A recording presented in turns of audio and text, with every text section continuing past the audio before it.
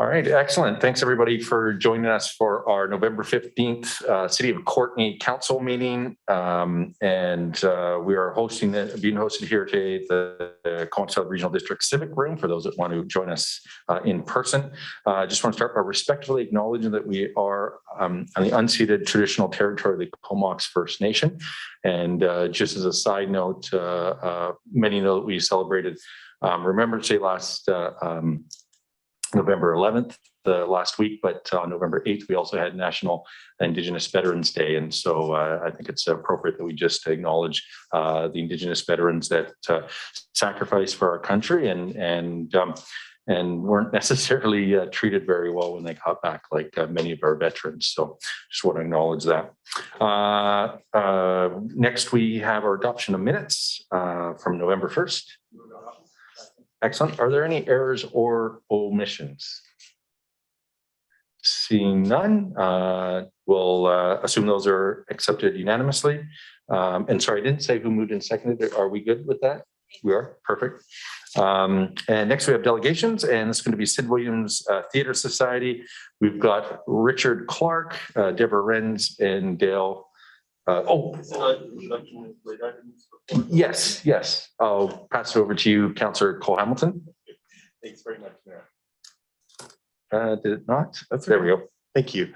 I sent an email on Friday with this, I think it was on Friday, with this resolution or notice of motion. And I was wondering if council might indulge me in having this introduced today under new business. And the proposed resolution is that staff prepare a report outlining options for providing 24-hour-a-day washroom access in the downtown area. I'll second that. Put on the agenda. Okay. All right. And it's been moved and seconded. So I'll call the question. All those in favor and all those opposed, and that is unanimous. All right. Thanks, Councillor Cole Hamilton, for that. And possibly before going into our delegation, if you want to make the motion to vary the agenda, do you want to do that now or? Excellent. And I'll pass it back to you. Excellent.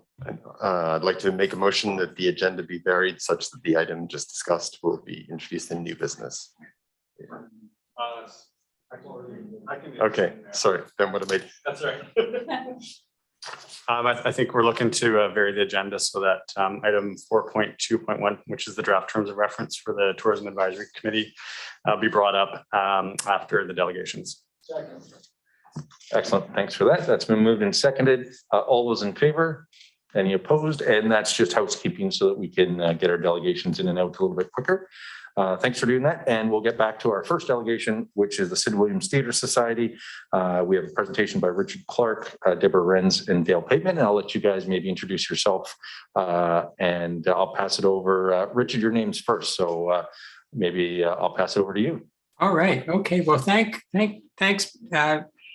Mr. Mayor and City Councilors. It's my privilege at the moment to have become the new president of the Sid Williams Theatre Society, and I'm striving to follow in the steps of past president Brian Mathers. So now with me this afternoon are Deb Renz, our general manager, who I know you know well. Dale Pateman, our board treasurer, was going to try to be with us, but unfortunately I see he hasn't been able to zoom in. However, maybe before we get finished here. So first of all, thank you for making some time on your busy agenda for the CID to provide you with an update of how we are doing, what we are doing, and our path going forward. Please know that we sincerely appreciate the support of the City of Courtenay and the very positive working relationship between our staff and city staff.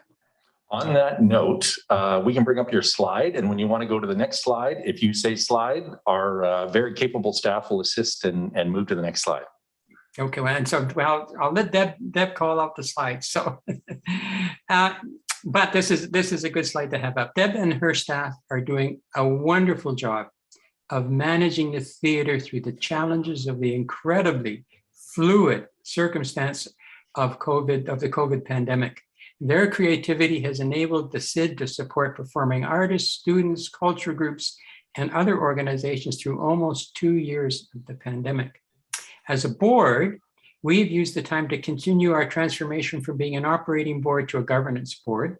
We've just about completed our development of a comprehensive set of governance policies. And we have continued the renewal of the board as a number of members timed out over the past 2 years. And at the beginning of the COVID, or beginning of last year, I guess, we put a hold on our strategic planning process, but we hope to be able to restart that by spring when we can all comfortably get together in a room to do so. As we come out of the pandemic, hopefully, we look forward to working with the city on the recommendations of the 2019 Courtney Cultural Services Report, including the proposed cultural planning process. So those are my opening remarks. And with that, I'm going to turn it over to our General Manager, Deb Rentz. Deb? Thanks, Richard. And what I think I might do is, since Dale has not been able to join us, I will incorporate just a couple of finance budget related remarks in my presentation, and then there can also be questions.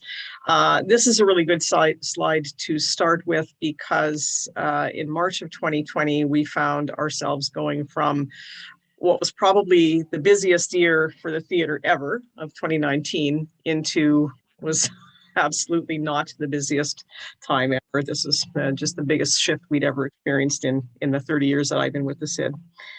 Anyway, thank you, Richard. And I want to thank also Mayor Wells and Council for the opportunity to connect with you today.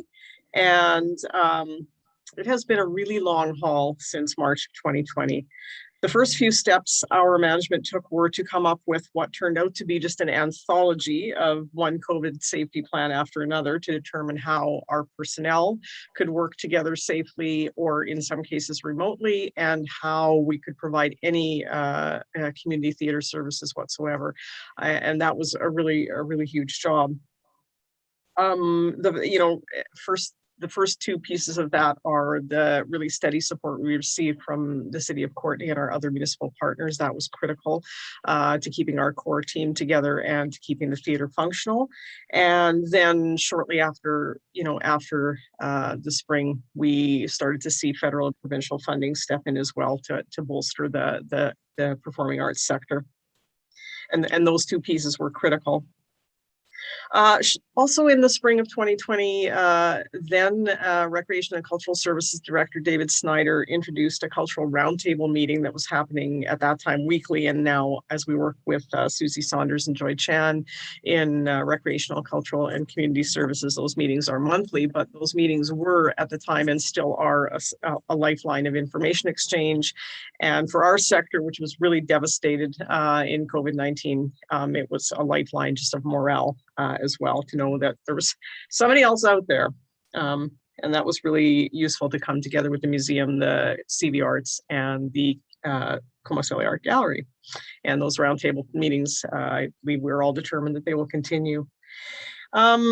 Next steps were installing or modifying some of our systems to be able to operate remotely when we needed to. And we had run our box office remotely for about 10 months before we started having live box office hours again. So that was necessary because job number one during COVID-19 was to refund what amounted to hundreds of thousands of dollars. I believe we refunded about $400,000 worth of tickets during the first March to June of 2020.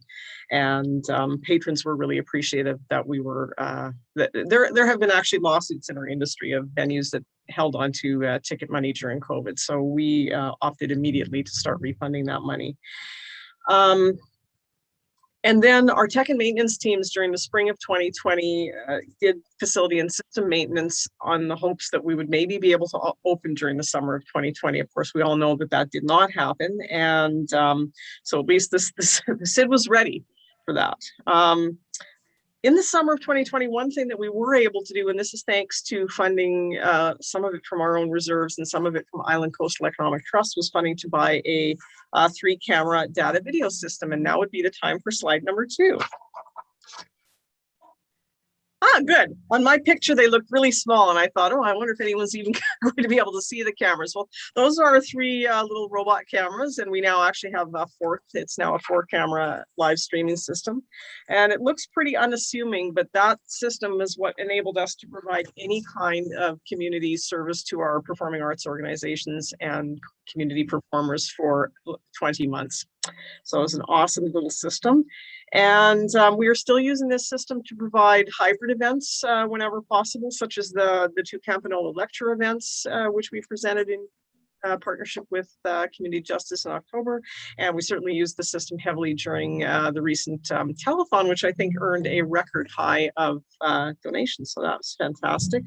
And we're going to be using this system going forward as well to facilitate some competition dance festivals where it's really difficult to get large numbers of people together and traveling still at this time. And if we could have slide number 3. So that is one of the videos we produced in the spring of 2021, early 2021, with youth performers. We had a youth performance grant to do work with a lot of our younger performers, which was really exciting for our team. So Richard alluded to this briefly, and I can say again, one of the really grueling aspects of running a live performance venue or a gathering venue were the changes from, okay, we're going to, provincial government optimistically made several moves to reopen the economy and then had to take a big step back. October of 2020 was one such time, and obviously this summer was one such time where we were faced with the Delta variant. So I can tell you that booking, unbooking, rebooking events on your paper calendar with the logistics of contracting and postponement is a lot harder than actually doing the events. I would much rather just do the events than to go through that process. But that was a huge part of our work during the many months. And it will be time for slide number 4. So slide number 4, oh, this is actually slide number 4 and 5, but that's okay.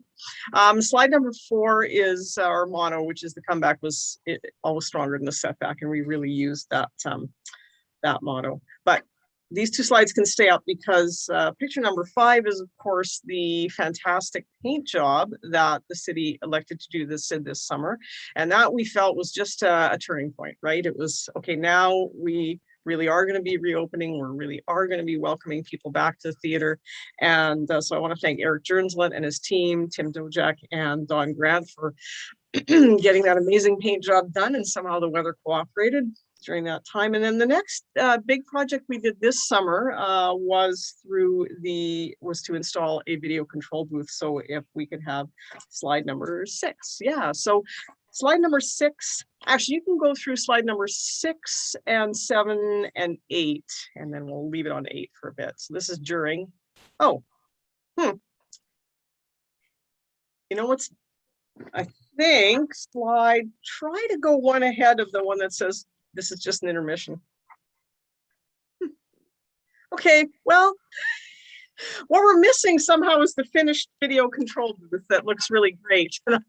It's not there. No. Anyway, not to worry. This is what was our parents and infants room. And as you know, a lot of social and audience expectations have changed. So infants don't leave the theater generally anymore. They just stay right in the auditorium. So this was a really unused space, which is now a fantastic video control booth. And well, maybe I will email this picture again to Rayanne and she can send it out to all of you tomorrow so you can see how fantastic the video control booth looks. Or you can just come to the SID and I'll show it to you in person, anybody who wants to see it, of council members. It looks much more wonderful than the space used to, and we're using it also as a training opportunity for young videographers working in conjunction with the Comox Valley Art Gallery's Youth Media Project. So that's been a real positive for us as well. We still have some big hurdles to get through. Which is number 1 is how to bring audiences, our staff and volunteers and performers together working in the SID safely.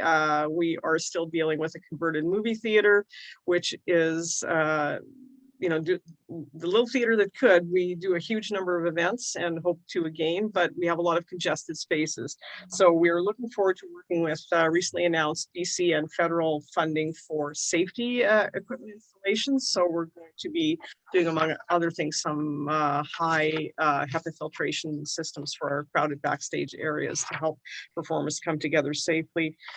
And then the other hurdle, of course, is we're in an interesting lag time where we've had to increase our staffing to be ready for our full volume of events. In fact, we'll go to the last slide now, if you could. So intermission's over, and you can move on to the very last slide, number 10. So here's where we're hoping to get to. We are open for our full volume of full capacity, of audience and our full volume of events. And the booking calendar, especially for December and January, is looking very strong, which is excellent. But we're we're still seeing some audience reticence to come back, despite the fact that we have pretty robust safety protocols. So we're going to see how, what that time factor is for audiences to start coming back more confidently. So far, we've been able to get about 2/3 full audience into the building. So we'll see if we can improve upon that.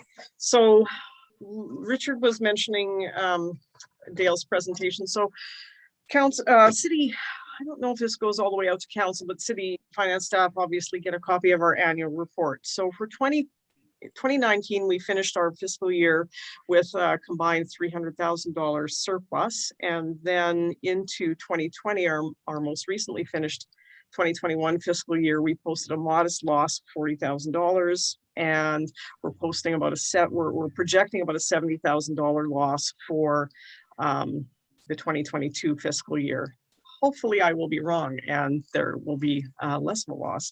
Fortunately, we had reserves going into it, and with the combined funding between municipal, federal, provincial government and our own fundraising and our own donation campaign, hopefully we're able to get our revenues back up to their at least their 2019 level by the end of next fiscal. So we're working our way towards that, and I would say at this point, again, I want to thank all the city staff that have lent their wisdom and expertise to our struggles over the last many months, and that's part of the reason that we're still here, and I'm looking forward to doing much better soon. Other than that, I would say, when we make our budget submissions to council, please have or to city staff and then council, please have a favorable viewpoint on that. But other than that, the best thing you can do for the CID is to come to a show and encourage your friends to do the same. And with that, I think I'm pretty much wrapping up my presentations. Are there any questions? Excellent. Thanks very much, Deb. That was a great presentation and obviously very quick to get that into about 10 minutes. Again, probably one of the most impactful years or almost 2 years now. And I just want to maybe comment on that booth that was set up for production, that it is pretty amazing. And, it ran that telethon on November 7th quite well. And all of the tech gods were not shining down on cable or internet. You guys were flawless. So, and that's just not the technology, that's the staff behind it as well. I don't see any comments or questions. Oh, I do now. Councillor Hillian. Thank you, Mayor. I just want to acknowledge the presentation and congratulate Richard, a man of many talents who's moved on to the theatre world. As one bad actor to another, best wishes in your new role. And to Deb, thanks very much for managing this transition period. I think most of us realized that it was easier to shut down the economy and every other aspect of our culture than to start it up again. And we're certainly finding that that is the experience. But I really appreciate the work that you're doing. I've been in the theater for a recent event, and you can't imagine you can imagine how good it felt to actually be back and see people performing on stage. So much appreciation for all the work that you and your board are doing. Thank you. Thanks for your kind remarks, Doug. Thanks, Councillor Hillian. And I think with that, I don't think there's any further comments or questions. So again, huge kudos. Thanks so much. And best of luck moving forward. Really looking forward to all the events I'm seeing on your website. I'm booked for a few already. So have yourself a great night. Thank you. All right. And with that, we have already varied the agenda. So next on the agenda is the varied item. If somebody would like to move and second that. Excellent. And that was the Tourism Vancouver Island report. Sure. Councillor Frisch. Yeah, I'll move that based on the November 15th staff report, draft terms of reference for the Tourism Advisory Committee and MRDT updates, that council received the MRDT and Tourism Information Services progress report, and that council endorsed the Tourism Advisory Committee engagement strategy to establish the TAC terms of reference. Excellent. Thanks for that. And I do see, or I saw Caleb there. I'm sure I saw him. And I know we got Anthony and Karen also on there, but maybe I'll pass it over to staff first. Thank you, Mr. Mayor. Ms. Nelson's going to give a very brief introduction and then turn it over to TVI. Yes, thank you through the CAO to Mayor and Council. So the City of Courtenay entered into an agreement with Tourism Vancouver Island in September of this year to provide management, delivery, and reporting on the municipal and regional district tax, otherwise known as the MRDT, funds on behalf of the city. As part of the agreement, Tourism Vancouver Island will develop, implement, and coordinate the Tourism Advisory Committee, also known as the TAC, and engage with industry and stakeholders. They are working on developing terms of reference for this TAC and are here today to provide council with an update on the MRDT and tourism services, as well as to provide council with their engagement strategy to establish the TAC terms of reference. So today with us, we have Callum Matthews from Tourism Vancouver Island, who will present this update for you and take any questions that you may have. Thank you. Thank you very much. And on behalf of the whole Tourism Vancouver Island team, really grateful to be able to do work with the City of Courtenay and with tourism stakeholders from across the Comox Valley. As you've all seen, the progress report submitted as a component of this evening's agenda package covers our team's work relating to the administration, management, delivery, and reporting of the municipal and regional district tax, or MRDT, as well as some other services relating to visitor services, the development of a tours advisory committee, etc. I wanted to keep my comments fairly brief this evening and provide ample opportunity to answer any questions that folks might have. But that said, I think some of the key activities undertaken to date that I did want to flag, in particular, the development of a new brand and visual identity for the Comox Valley to really position the region to draw incremental visitors, incremental overnight visitors, and grow tourism in a way that really reflects the natural and cultural assets that the Comox Valley offers visitors. And with that process complete, it really positions us nicely to be able to go into the market in a really strong way. We've been able to secure new brand-aligned video and photo assets to support promotional activities that are aligned with the development of that new brand. We've engaged in new market research to ensure that we really know who to target, how to target, and when to target them, to really make sure that we're efficient in the use of our MRDT in promoting the Comox Valley. We have also been focused heavily on social media marketing and advertising activities, and a variety of destination marketing activities undertaken to date, including, perhaps most exciting from my perspective, a food network integration that will launch the Comox Valley on a national stage. And we can't share a ton of details on that at this time, but more to come soon, and that will be really exciting in particular. We've also, of course, been continuing to work on the visitor services side of things, and a really focused effort on stakeholder engagement and the establishment of a tourism advisory committee.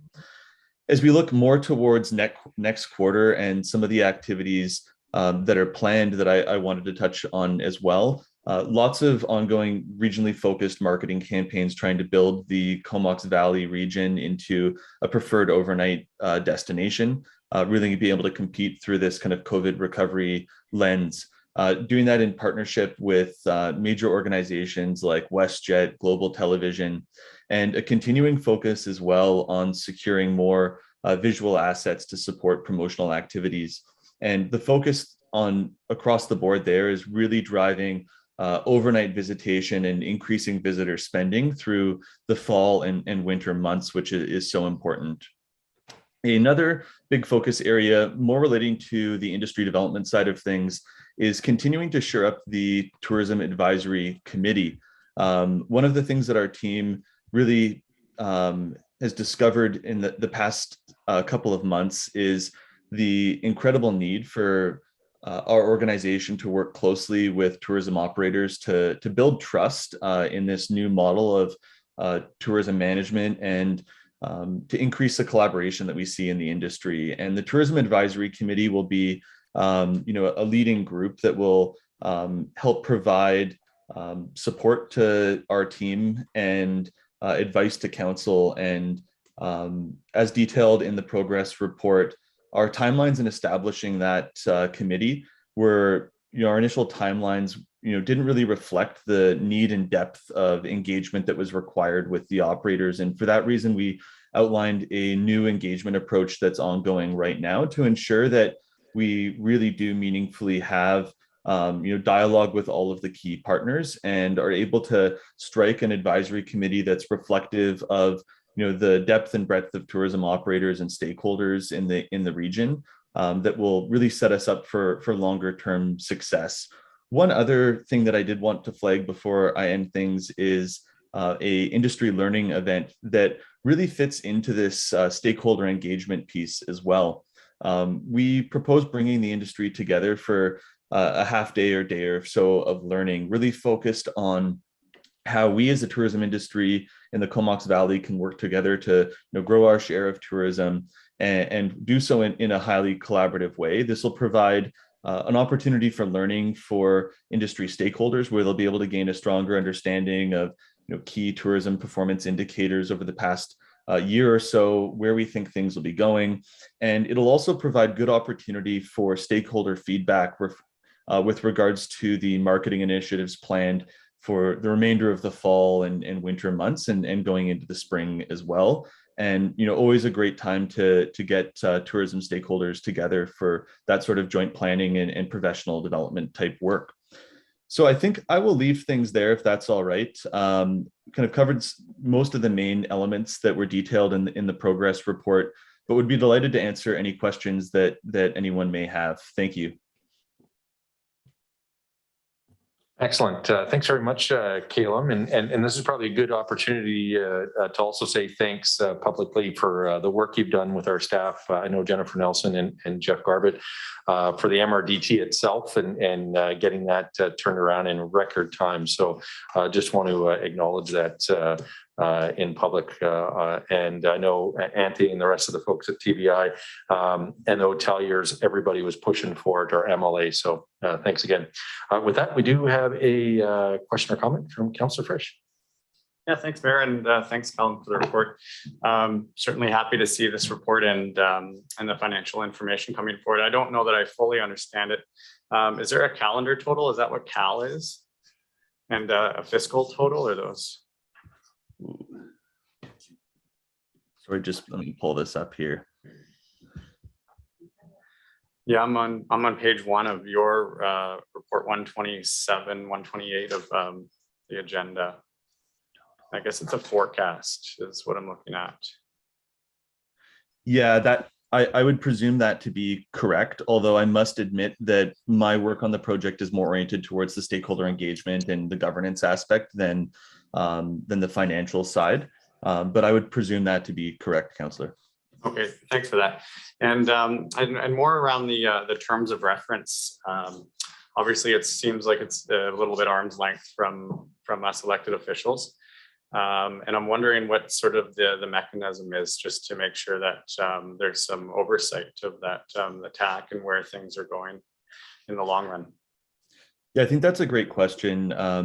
When our team looks at, the municipal and regional district taxes in place in the majority of communities across British Columbia now, and when we look at key success factors for when MRDT is really being used well and succeeding, a key success factor is an industry-led advisory group. And that's kind of at the heart of what's been proposed here, is having tourism operators, folks that really have skin in the game from a business perspective, involved in the kind of oversight and providing recommendations relating to the work that we're doing.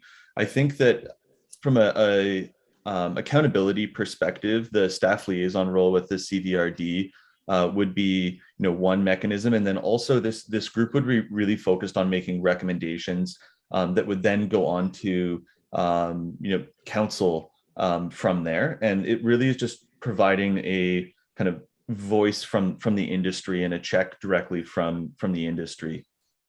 Yeah, and certainly I'm encouraged by what I see in your forecasts and your plan, and I have no problems with it. It all looks really great. I guess I'm just confirming that that our role would come in more in an ongoing contract with you, and we would leave the rest up to you and the people who know what the industry is all about. Okay, thanks very much for that. Yeah, thank you. Thanks, Councillor Frisch, and our CEO, Jeff Carver. Thank you. Through the mayor to Councillor Frisch, I appreciate your question.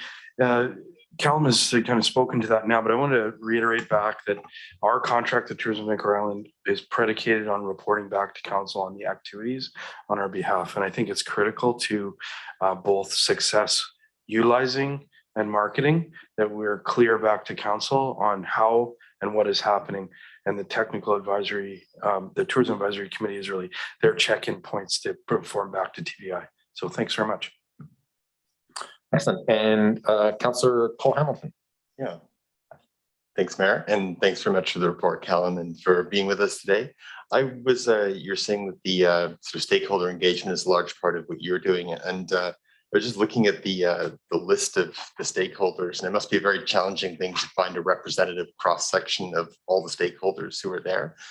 But I was just a little curious about the tourism businesses. I know that food and beverage is a big part of tourism experiences, and I was wondering, I see one business there. I was wondering if there'd been any contemplation of perhaps trying to capture a larger variety of, there are brew pubs, there are cafes, there are even food trucks on that side. And also, I guess for tourism businesses, I see a lot of outdoor rec, which is a huge part of the Comox Valley experience, but there are indoor experiences like climbing walls, museums, art galleries, things like that. And I just wondering how you balance all those different factors to get a sort of a full stakeholder picture. Yeah, thank you very much for the question. And this is a perfect example of one of the reasons why we felt the need to extend the engagement period to really ensure that we're able to meet with folks who are involved in that real variety of tourism sort of subsectors. And what's ultimately been proposed in the member matrix there is ultimately a preference where we would try to fill seats with representatives from those different subsectors, but also understanding that for some reason perhaps we're not able to find a transportation business or whatever, and that's why the tourism business was left as a kind of general seat. But I definitely think, ultimately the challenge that we find is wanting to keep the number of members small enough that it's a really productive group with engaged folks who, always attend and participate in meetings, while also reflecting the diversity of tourism offerings in the Valley. And that's, really the challenge that we're sort of working through right now, and certainly welcome feedback. Thanks very much, Councillor Cole Hamilton and Councillor Morin. Great, thank you, Mayor. Thanks so much for the presentation. I was really happy to see in the report under branding that the engagement, it sounds like, with Comox First Nation and that terminology shifting from the colonial term discover to abundance, which is kind of a play on land of plenty, I would think.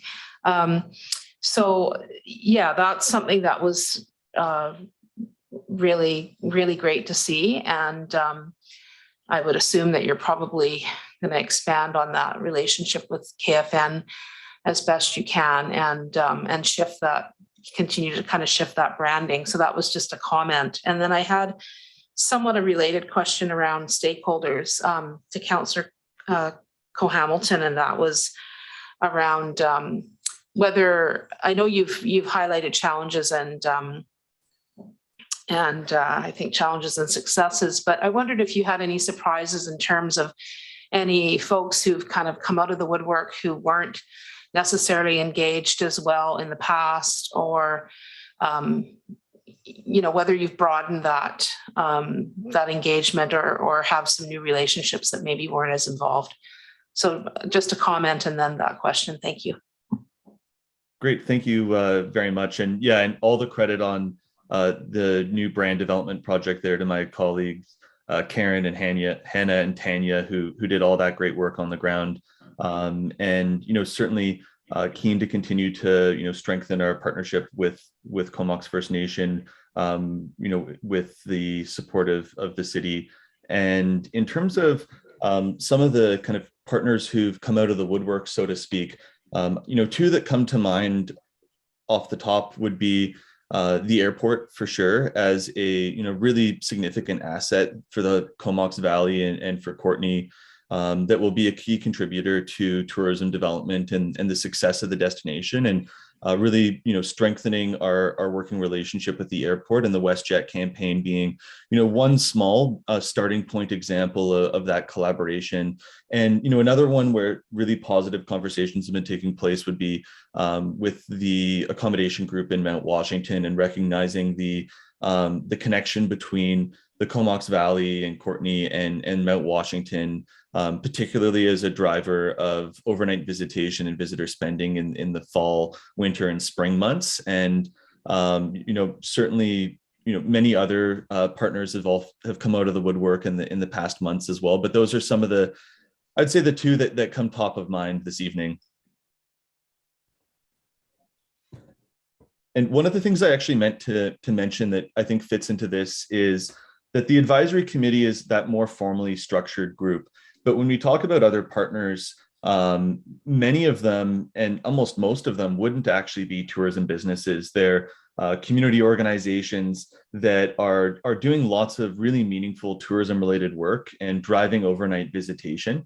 And although the advisory committee is structured in a way that is business-oriented, we see a real priority being continuing to strengthen relationships with the various community organizations and groups across the Comox Valley and in Courtenay that help, you know, the development of creative campaigns around arts and culture festivals and food and beverage related events and things like that, working with our business associations and chambers. And we see that work happening, you know, more in the trenches on an ongoing basis, coming up with concepts and ideas to partner, and then bringing those creative concepts forward to the advisory committee for recommendation and more formal feedback. So just wanted to add that piece as well.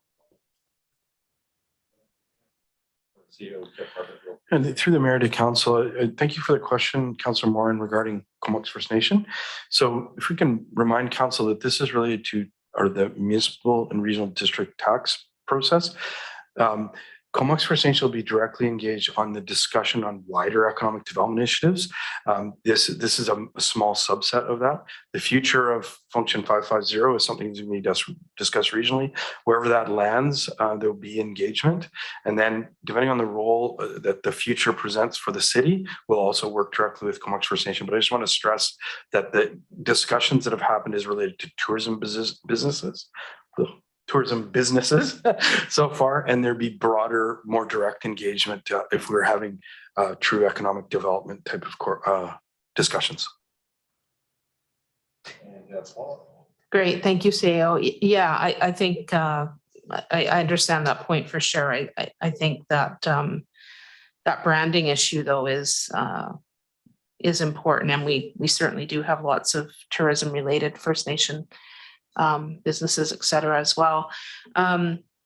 Yeah, I just wanted to, well, first of all, you expanded on the question, which was around the smaller groups in arts and culture and food, et cetera, which I was also going to ask about. But I wondered if part of the initiatives are around those kind of staycations, because local, I mean, I know you've talked about having people come for overnight stays, but certainly I think we've seen a lot of local folks take advantage of, even going up to Mount Washington for a couple nights or whatever.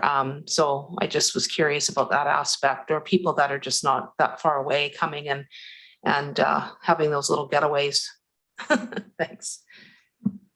Thank you for the question, and it's a great one. And our research definitely demonstrates that there's significant economic benefit resulting from staycations and visitors coming from I'm presenting from Nanaimo, for example, and that's a great, really local market for the Comox Valley to tap into. Also encouraging locals to invite friends and family to come and visit and enjoy is another important focus area. And as the research demonstrates, a fairly significant contributor.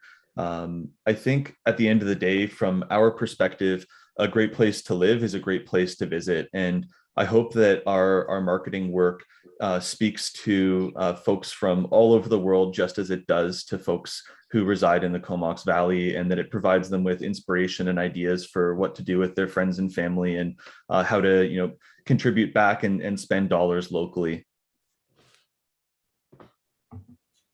Excellent. Well, thanks so much, Caleb. I don't see any further questions or comments at this point. We do have a motion on the floor, but again, thanks very much for your presentation. With that, I will call the question. All those in favor? Any opposed? And that passes unanimously. Excellent. All right. Next on the agenda is development permit with variances number 2107, 1600 Riverside Lane. Okay, that's been moved by Councillor Frisch, seconded by Councillor Cole Hamilton, and CEO Jeff Garbutt. Through the mayor, Mr. Fitzgerald is on the Zoom call to do an introduction, and the applicant is here for questions. Thank you through the CAO to Mayor and Council. So this is a proposal for a 50-unit, 6-story apartment building development. The building is proposed to be constructed on what's currently an asphalt surface parking lot, which is adjacent to both the River Walkway and also the 17th Street Bridge. The proposal does require a series of variances, which are detailed in the report, but most significantly include a variance to the maximum height of the building, as well as reductions in the number of required parking stalls and setbacks. In addition, this proposal does require a floodplain exemption. Well, it'll meet the flood elevation. It does plain setback requirements, which is 30 meters from the Courtney River, which necessitates the exemption.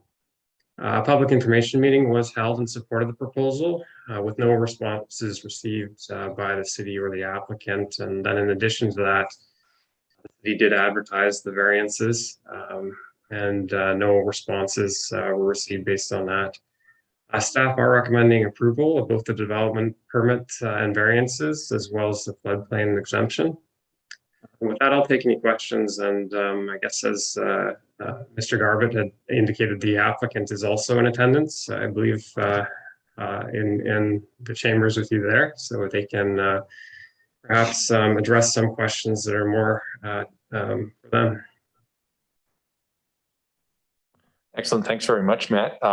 So Rick, I know if you want, in case questions come your way, the mics on the right-hand side there are for you guys if you want to sit there. And with that, we do have a couple of questions lined up here, starting with Councillor Theos. Well, thank you, Mayor. Thanks, gentlemen. I'll give you a chance to settle in. Yeah, the 50 units that are studio and that are one bedroom, throughout the report, it had mentioned that they vary in size, but there was no specific, not that I had seen specific numbers. So one of the questions will be if you can just give an idea about the range of sizes, square footage wise, that we be looking at for those 50 units. And I have a second question, if I may, after that. Thank you very much. Yeah, if you just push the little button there, it'll let me know which one you're at. I got a choice of 2, and there you go. If you, and you might want to introduce yourself as well. I'm Maris MacDonald of MacDonald Hagerty Architects. I'm one of the architects on the job. Basically, they range from the studios, the smallest studio is 360 square feet, and all the way up to the 1 bedrooms, which are 626 square feet. So they're actually quite generous units. Okay. Thank you very much for that answer. And there's an in between where it's kind of a studio plus that's in the see now almost 500 square feet. Okay. So 360 to 650 roughly. Yeah. And if I may ask that second question, in regards to the parking stalls, the just under 90 parking stalls for the 90 units, so just under 1 parking stall per unit. You know, I saw the rationale that you're feeling that not everybody's going to be needing or requiring a parking stall, but as tenants change, those demands may change. My thought is, what happens if there is more demand for parking that comes forward as time goes on, and there is too few parking stalls there? Is there a plan in place for any more parking if required, or where do you think the people would be parking if there is more parking than there's available there? I mean, I would hope that over time our demand would go down. At the moment, Rick can actually attest to this. Like phase 1, only 70% of the people in phase 1 have cars. So, you know, to kind of project a future of everybody having maybe more than 1 car, like right now we're too short of being 1-to-1 ratio. I think given its location, it's better to think that, you know, the infrastructure around cycling, you know, mass transit, you know, even just walkability of that location, that our overall load reduce.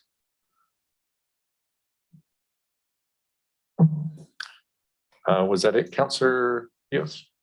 Did that answer your question? Oh, you know, I just saw the green light go on. I didn't know if you wanted to add anything. So my concern would be that there wouldn't be a spillover into the businesses nearby because visitors and people wanted to park there, and then it's full, and then the businesses nearby have to feel the impact of that. You know, I mean, that's just what I was concerned about. I think one of the things that we do when we put a building together is we look at our target market, and we had pretty good experience in the demand side of the equation for phase 1. Pretty much what we anticipated. Larger units went to older tenants, smaller units went to younger tenants who in fact work in the area. They're predominantly the smaller units who went, those tenants are predominantly the tenants that do not require parking. So what we did when we put the second tower together was, as we said, we were going to primarily target worker bees in the area, the precinct around, particularly the healthcare workers. You know, you've got a huge facility going down Cliff Avenue where you're going to have you know, 150 complex care beds, which will probably require upwards of 300 employees to run that facility. So, you know, those are the kinds of tenants that we anticipate taking up the second tower. And that was our initial thinking. What has in fact happened is that we were right. And we have a waiting list for the second tower, which is 100 people for 50 suites. Predominantly, all of the studio units are gone. They were the first to go. And the reasoning there again is it's simply people making a decision. This is a very convenient location. I can walk to work. And of course, price point is a very big deal in that the studio units are priced accordingly to attract workers in the area. And so I agree wholeheartedly that I think that we're looking at probably parking demand for the second building being less than the first building. Okay. Thank you, gentlemen. Appreciate it. And thanks, Councillor Theos. I'm just going to turn your mic off. There we go. And Councillor, well, if I go to Councillor Frisch, it should just zippity-doo over there. There we go. Thanks, Mayor. Yeah, and thanks for the report. Thanks, Matt, for working on this. And thanks, guys, for coming in.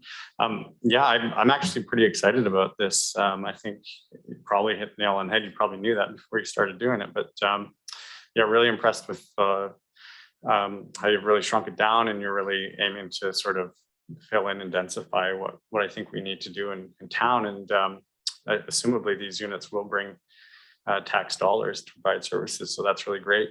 I had a few questions. One, I think the first one's probably for Matt, and it's kind of around the floodplain and where we would expect to see water on occasion down the road. And the first story here is, am I clear that, is it living space or is it sort of underground parking on the first story? Yeah, thanks for the question. So the first story is predominantly parking, and it's also the entrance to the building and elevators.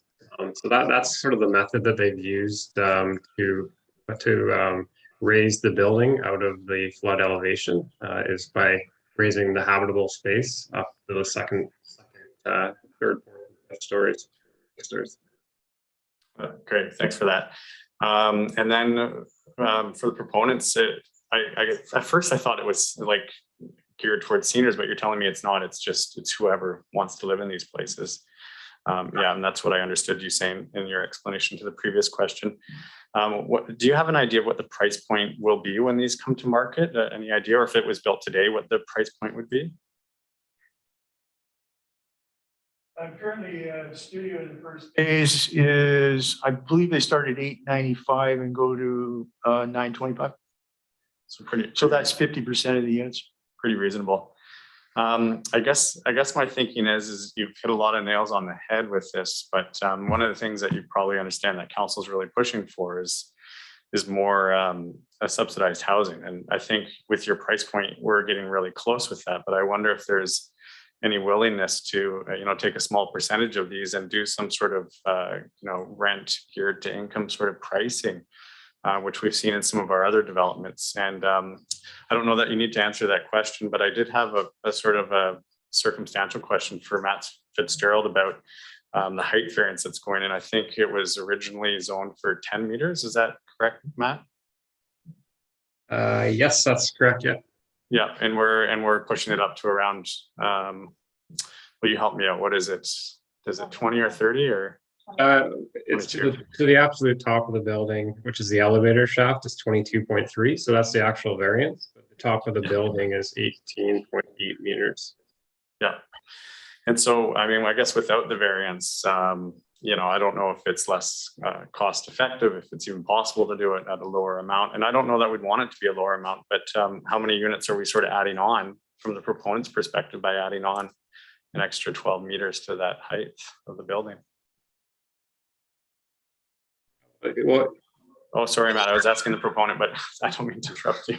It looked like he was going to give me an answer. Your mic's on if you'd like to respond. Or it's Councillor, or hang on one second. CEO? The applicant, yeah, the applicant can address that. All right.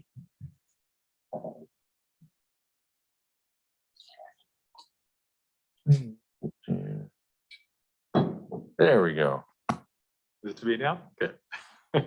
I mean, we're tagging on probably about 3 stories of residential, but I mean, if it wouldn't be viable if you couldn't do that. It's a huge challenge operating in this valley, especially in the floodplain, right? Like even doing underground parking in this valley is challenging, as we're learning on other projects around. So the whole idea of kind of lifting the building up so that we could kind of mitigate that challenge, and then also bring as many units as possible while still staying within the character of the zone. We're only 1 meter higher than the Westerly's roof peak there, or we're only 4 or 5 meters higher than the Thrifty Foods building, and only I think it's about 4 meters higher than the Old House Hotel. So, you know, and also all the trees in front are about the 3-story mark. So there's quite a, you know, a lush forest in front that actually mitigates the height of this building. So I think that if you took those away, it'd be a much less elegant building for one in terms of density, and also probably not feasible to do. Okay, well, thanks for the insight. I appreciate it. That's all. Thanks, Mayor. Thanks, Councillor Frisch. And next we have Councillor Cole Hamilton. Yeah, thank you very much, Mayor, and thank you for being here this evening to speak with us. I've had a couple of kind of general questions. One was the parking lot is going to be, it's permeable pavers, which I think is always a great way of dealing with runoff. I was wondering, are there any concerns with having permeable pavers when you're so close to the river? How would those, given that the runoff would have motor oil and other sorts of things in it? Just wondering if there's filtration involved or how that would be dealt with. One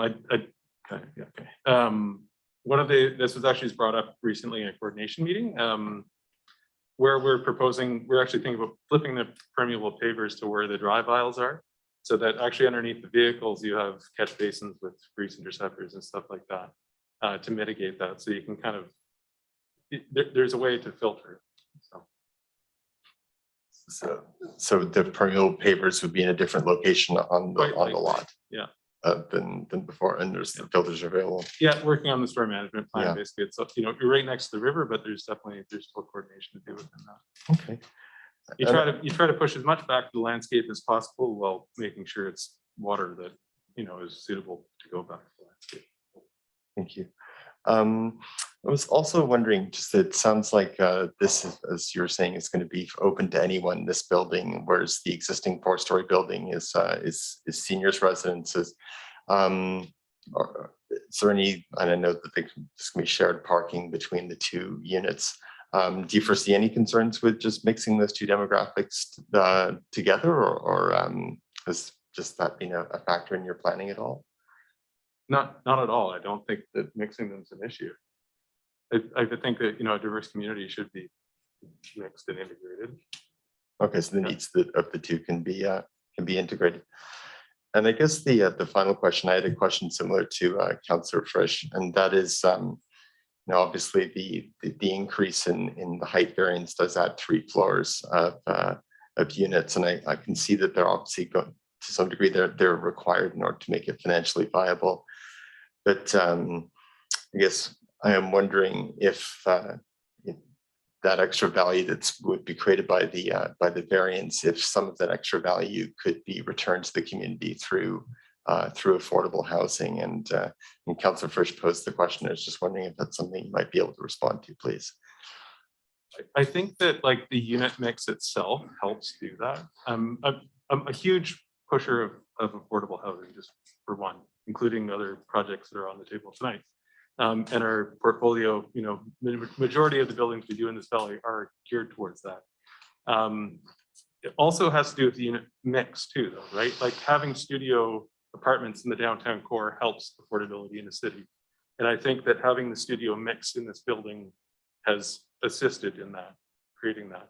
Necessarily mandating it kind of during a development permit, I'm not sure is like the best way to achieve that. And also it's harder as a developer to make these projects work too. So I think my kind of answer to it is basically the unit mix already allows for that. Okay, so that's not something that would be on the table at all in terms of putting any of the units specifically to affordable housing. I'll let Rick just make sure I understood. Well, I think in any development scenario where the proponent is asking for something that isn't covered in a straightforward basis under the zoning bylaw, that one has to recognize that as the proponent, that there needs to be some demonstration of public good. I think corporately, we can speak volumes about affordable housing, given what we've gone through for the last 2 years with our friends at DC Housing in the Mission Road project. You know, we're big advocates of of trying to provide affordable housing, recognizing that we have to work within market, within a market framework where the banks basically tell us what the parameters are in terms of our ability to attract financing. So, when you try to put all of this equation together, it gets quite complicated. And by any means, this is not an inexpensive building. I mean, we've taken to heart the fact that we're at the predominant intersection in the community. We've read the old OCP where it recognizes that there needs to be development that's of superior quality at prominent intersections. So we're building a building that's going to stand out. We're going to be very proud of that building when it's completed. We think Maris has done a masterful job in terms of the architecture in producing something that is going to be something very special for people in the community. It's going to be obviously recognizable because it's a tall building in an area where people are going to drive by it at some point in time during the week. And so when you put all of this together, you put it in the mix together, the economics do drive it. And what you're asking for is a substantial reduction in our ability to not only make a dollar on this project, but also attract the financing to the project too. I think secondarily, I mean, we have demonstrated other public good in this location, whereby the city came to us and asked us for a substantial land grant to accommodate the sewer infrastructure upgrade. During meetings with staff, we made it very clear 2 years ago that we would be asking for substantial variances to proceed with phase 2 of Riverside. And at that time, we said, look, we're just not interested in any kind of land swap or financial remuneration for, in fact, providing the sewer infrastructure easement. And also we provided a staging area for the contractor to complete those works along Riverside Lane. And it was our understanding from staff at the time that that was a substantial contribution towards the city looking favorably upon our variance requests. So I think we've already demonstrated both corporately as a developer in the community that we're big advocates of affordable social housing. That's, we can point to what we're doing. And then secondly, I think I totally agree with Maris's comment about the mix is targeted to affordability. And then thirdly, we have this aspect where, we have financial constraints that tell us that, the formula that we have works. Obviously, the bank likes it because they've said, yes, they're going to give us the money to build the building. And we think we've already demonstrated some pretty good public good to this community. I appreciate your response. Thank you. And next we have Councillor McCullum. Tonight and answering questions around this. I appreciate being able to have the dialogue. I think my first question is related just to the impact at the street level on the Riverway in terms of the human scale of the users of the walking trail versus the massing of this building. And that was kind of alluded to in the report, but there was no drawings or those projections where we kind of get a visual sense of this. There was mention of the trees and how that kind of breaks up the building, but I do believe that the large trees are actually on the river side of the walking path and not on the building side, if I'm correct. Currently, there's a hedge there I could see in one of the photos, but I assume the hedging will be taken down for the new landscape plan, or will it remain? The hedging will be taken down, but actually more trees are being planted there. Okay. So it's the makeup of the landscape plan is very similar to the makeup of the landscape on the other side of the path. So it's meant to be more kind of deciduous trees, floodplain kind of trees, all of that. So it's meant to kind of grow up with the building in a sense. Yeah, that's great. I mean, I think that would look a lot nicer than the wall of hedge that's there now. Not that it's unattractive, but I think it could be nicer, and I do like what I saw in the plan, but it is very difficult to visualize just how much encroachment there is on the walking experience. I mean, this walking path is the busiest pedestrian area in our city, and putting a 6-story building there without really having any visual sense of what that actually will look like, I think it's difficult for me to support the encroachment on that. I think the rear setback in this report is related to how close it is to the riverway, although I'm not completely sure what the front, rear, and back of the building is, but am I correct that the rear is? Correct, yeah. Yeah. Yeah.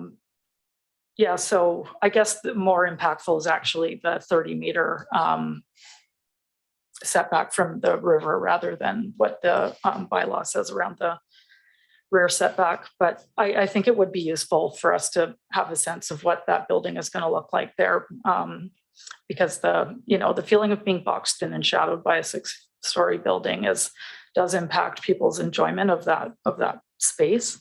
And it is quite constrained there already. I mean, that's a busy walking trail that we would have difficulty making any wider in future, should the building go in the way it does, or the way it's planned. So that's my comment on that one piece. Another question I had was just around the EV charging at ground level in the floodplain. And I mean, given that the idea is that we can't have the residential entrance at floodplain, is there a concern around being able to put charging below the floodplain level and all that electrical infrastructure? Currently it's at 5.5 meters right now, which is actually above the flood control level. But basically, you don't want to have any habitable space below that level. So yes, in a major flood event, it might need to be reworked, but it's highly unlikely that it's that big of an issue there. I mean, the conduits and all of that, and the charging station, of course, is above that as well. So yeah, it's not something I'm sure about at this point, though. Okay, that's reassuring to hear. Another question I had was around the bike storage dimensions. In your earlier letter to the community, it was 13 spaces. And then it changed to 25, but I don't believe the dimensions of the building changed it. Is that correct? That's correct. So what we did is a master site plan for parking and bike infrastructure. So we created a bike room that's actually part of the other building that we created there for, I believe there's about 15 stalls there. And then more site located bike stalls around the building and other facilities that kind of around phase 1 for the most part. I just wanted to make a general comment around the bike storage, that realistically, given how difficult it is to properly secure a bike, unless it's an enclosed structure that people can't see into, it's not really bike storage. I would say that it would be great for people visiting the building, but for a resident to use that as their main form of transportation, unless it's locked up, it's really not a dependable way to keep your bike stashed away. So I think the report says 25 spaces, but I wasn't clear if it was actually 13 or 25. The site plan shows a lot more racks around the in-between parking stalls and such, but. So there's, at the moment, we have like 25 secure bike stalls and 51 unsecured bike stalls. So yeah, 25 are fully enclosed, secure. And what's the dimensions on that building? I couldn't tell. Or that structure enclosure. Ask me the hard question. I did try and figure it out. Actually, the dimensions of it in this small set, I don't think. I didn't. I was just trying to figure out why it changed from 13 to 25, but the structure didn't change in dimension. The structures did change, not the building, but the structures that the bikes are housed in did. Okay. Secure bike storage has become quite challenging to actually design nowadays because we have bikes that are, twice the length of a regular bike, electric bikes, right? they don't fit on a regular rack because they're twice as heavy. Then you need charging and stuff like that. So we try to make sure that there's plugs now in most of the secure bike parking. And then also allow for more space around these utility style bikes too. So Thanks for that. And I see, Rick, you put your, like, do you want to jump in as well? Yeah, just a couple of comments on the floodplain issue. The original building, phase one, was built in 1978. And the ground floor units in that building are somewhat subterranean. To date, there's never been any water from any flooding in any of those lower floor suites. So, you know, we haven't experienced any difficulty with any of the king tide actions. What was it, 3 years ago when the Riverwalk flooded, or is that 4 years ago now?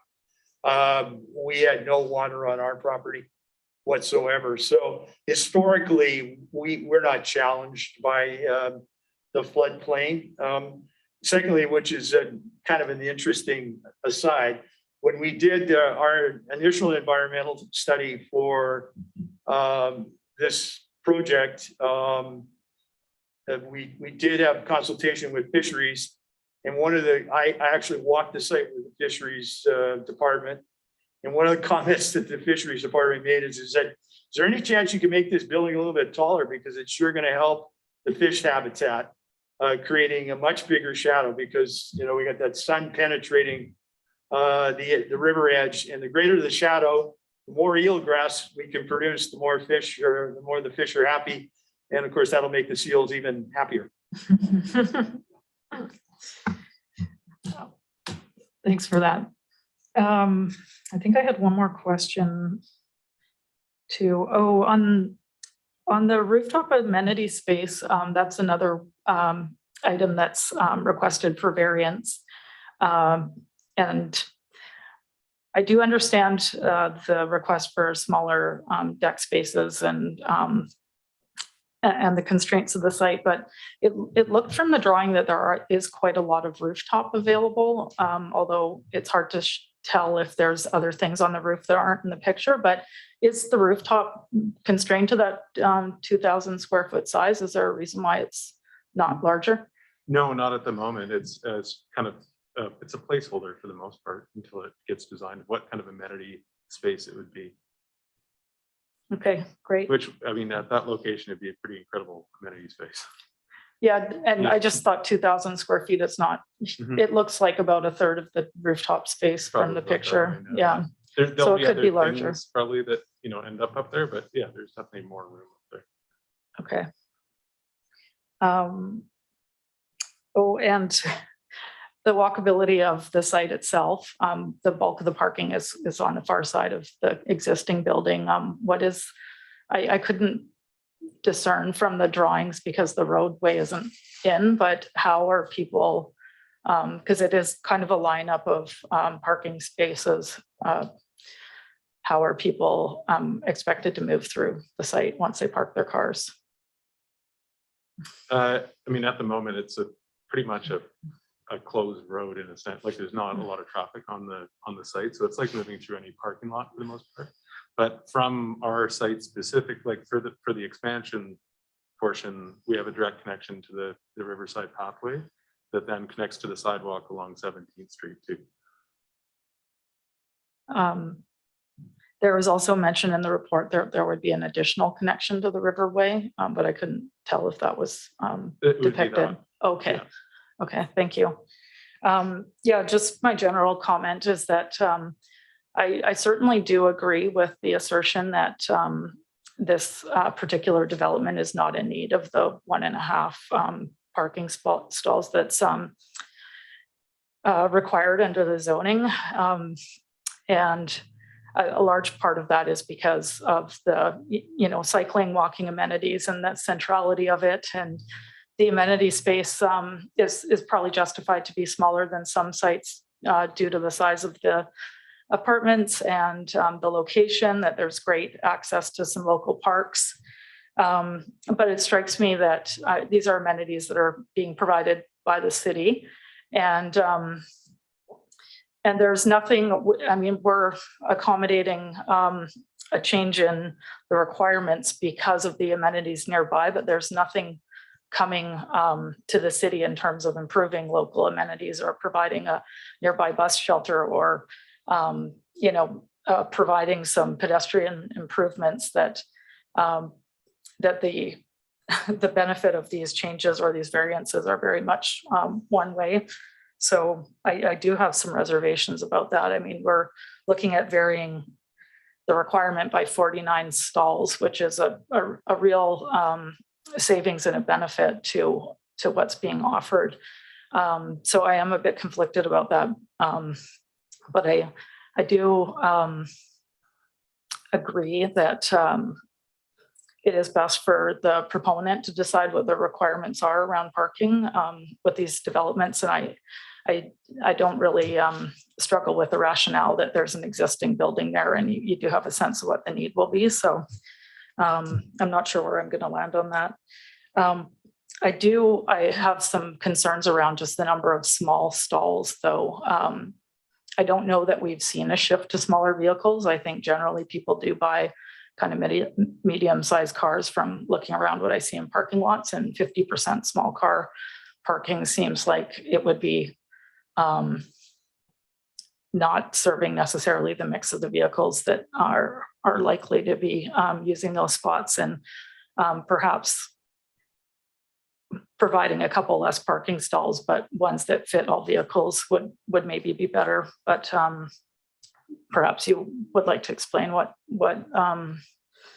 the thinking was there, whether or not there's a better case to be made for a couple more stalls or more flexible parking spots. I mean, I went through several different iterations of the master plan for the parking of this site, and to fit kind of the standard mix of regular stalls versus small stalls. There was a decision made to go for more small stalls, more small stalls, just given that they are apartments.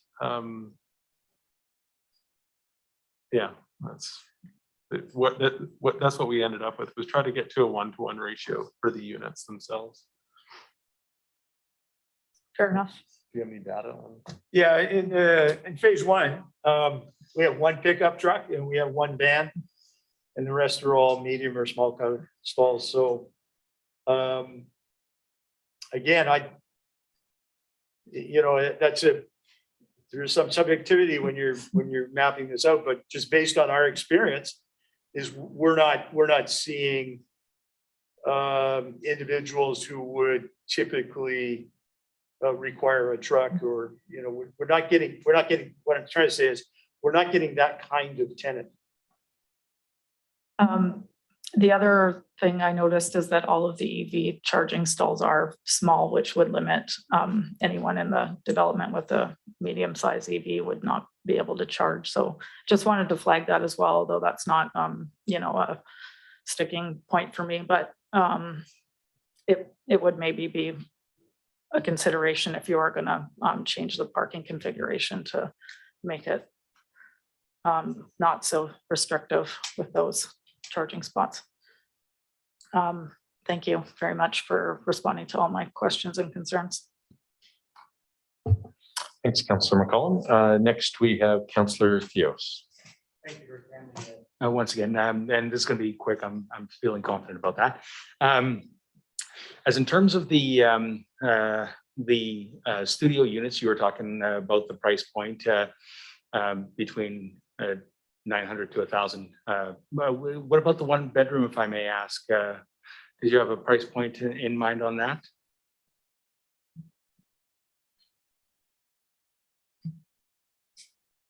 Currently, one bedroom suites in phase one start at $1,295 and go to $1,595. Obviously, as you go up the building and the view gets better, you pay a bit more. Okay. All right. Thanks for that information. And so I did find it was a long report, 166 pages. So I did find the area where it did talk about the square footage of the unit. So thank you very much. It is in the report. And my other question would be in regards to the charging stations. I saw that there was a dozen charging stations, which seem fairly generous at this time. But as time goes on, one of the things I remember talking to somebody that was bringing forward the concept about what charging stations are going to look like in the future, and they were recommending that projects such as this have rough-ins for future potential charging stations that might be required more so than a dozen. So rather than down the road needing more and having to tear up the pavement and going to quite a high cost, they were suggesting that the rough-ins be put in place right at the beginning. Well, Hydro works with a specific contractor with respect to EV stations. It seems I get an email from them once a month with an upgrade, a suggested upgrade for our development. Over the course of the last year, we've gone from over here, our understanding of what an EV station is going to be to what we should be thinking about tomorrow. So we haven't made any commitments in terms of what they're going to look like. We think across the board, and the same with Mission Road. I mean, we have a challenge there in that we think we're going to have a lot of the same kind of demands there. And in the townhouses, every townhouse has an EV station. How far do you take this? But Hydro is actually the big supporter of providing us with the most recent data on what we should be thinking. I know in a project that we're doing in Nanaimo right now, we've introduced the concept of a pooled car, and we're working with one of the providers there to actually have their one of their vehicles available in that development. That's something that we're exploring for this project too. Yeah, I like that idea.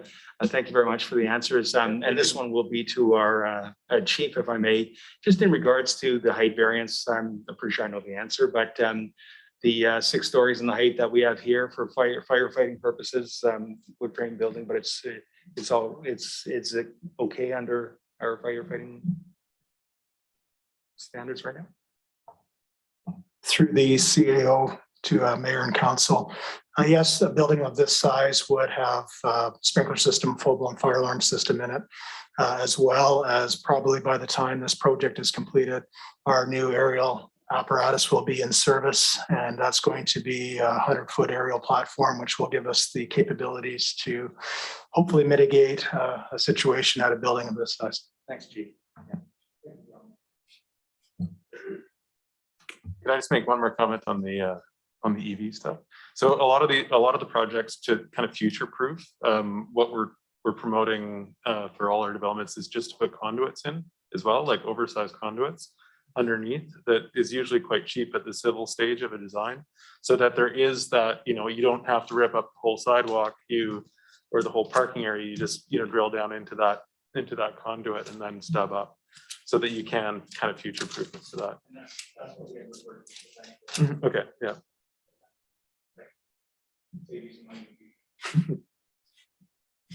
Thanks, Councillor Theos. Next, we have Councillor Moran. Great, thank you, Mayor. Thanks so much for the report. The longer you wait for your turn in the queue, more questions develop. So hopefully I can keep it short. So just following what Councillor McCollum said, I had some concerns about the height along the path as well. We get a lot of feedback. We get the mixed camp. And much of the feedback that we get around the Riverway walkway and the bridge, et cetera, is how folks really love that river view, that unobstructed water view. And in fact, even for our proposed 6th Street multimodal bridge, there's been a lot of feedback about keeping that design really simple to keep those beautiful views of the river. Now, of course, the people in the building are going to have beautiful views of the river, but I've stood on that bridge and looked up the river, and it's quite lovely to not have those obstructed views. Having said that, I know that we are looking at having some development along the river, but I just have a concern about the height. And just how that trail in terms of safety as well.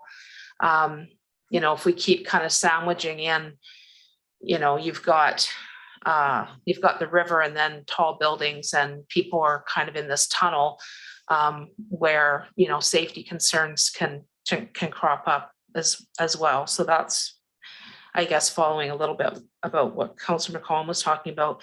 But I wanted to ask about the affordability piece, because I guess I'm wondering the demographic that you're kind of targeting. I'm wondering where people are coming, where people are, because I think you had mentioned that it's a lot of working people working downtown. And I know you mentioned in your proposal that that there would be, I think, units for, you even said low to moderate incomes. And when I did the number crunching, even at the $1,295 to $1,595 for one bedroom, you'd have to be earning way more than $25 an hour for that to be 30% of your income. 1137 is 30%. So that's, that's way above that for one bedroom. So I guess I'm wondering if you can say, who's getting these units, because that's the other thing that we hear from the public a lot, that there's not really housing being made available for people who are here, who are working. Someone, maybe working at Thrifties or something is not making across the street, or a doctor's office is not really making the income to be able to afford these units. So I understand where you're coming from. It's going to be a higher end looking place. It's going to visually look good. It's going to serve some, you've got most of your units accounted for, but if we look at the housing needs assessment, it's not really, filling, I guess, addressing those recommendations in that. And I don't know if you get the emails, but we certainly do get the emails about these projects pretty regularly and how they're really addressing the need and getting a lot of flack about affordability and that kind of thing. So I don't know if you're able to answer that question about the demographics and who's going to be in those units, because as I said, if I look at the numbers, it would be well beyond the 30% of income, because I calculated on gross income, not even take home pay. So I'm not sure if you can answer that. Thanks. Well, I think we can only look to our experience in phase one, where our absorption rate was immediate.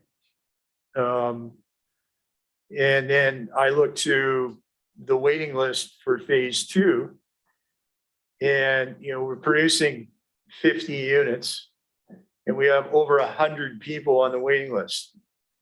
Majority of those people wanting the studio units. So I think that our mix that we proposed is the right mix for the location, in the fact that 50% of the units are studios. And I just say the market is reacting appropriately, in the sense that we've looked at that affordable mix and we've said, hey, look, these buildings get more and more expensive every year. We had a 25% increase in construction costs just in the last 12 months. And when we put it together, we said our target market was going to be for people that worked in the precinct who could actually walk or ride to the workplace. That was our, when we set the bar, the benchmark in putting the building together, we said that was our primary target market. And I think the market's speaking back to us by saying, that's what we want. Yes, when those units are available, we'd like to move in. So we think that mix is appropriate, and it does address the affordable housing need for workers in the immediate precinct. And I think, you have to look at also the fact that they don't have transportation costs. If you work in the area, you don't need a car. There are all those things that I think you have to look at in that mix, and who can live there, what's the appropriate demographic, and usually we don't get this 100% right. In this particular case, because of the location, we have not been surprised with who wants to live in the project. It's basically been bang on what we thought. Follow up? So are you saying that the folks who are on the list are people working in the area, earning enough to, I mean, it doesn't add up in terms of the numbers. Like, it doesn't make sense to me, because even if you take out a vehicle out of the mix, most people who are working at minimum wage right now can't afford a vehicle anyway. So that wouldn't really be a factor. I guess I'm just wondering where people are coming from to be able, to afford something that's not 30 to 50% of their income. Well, when we start a marketing program, I mean, we don't ask individuals what their income is. I mean, we obviously, when we screen them, and do you have a job and do you have references? And it's the target market is coming to us and saying, yes, we like your product, we like the location, and we are prepared to pay that rent.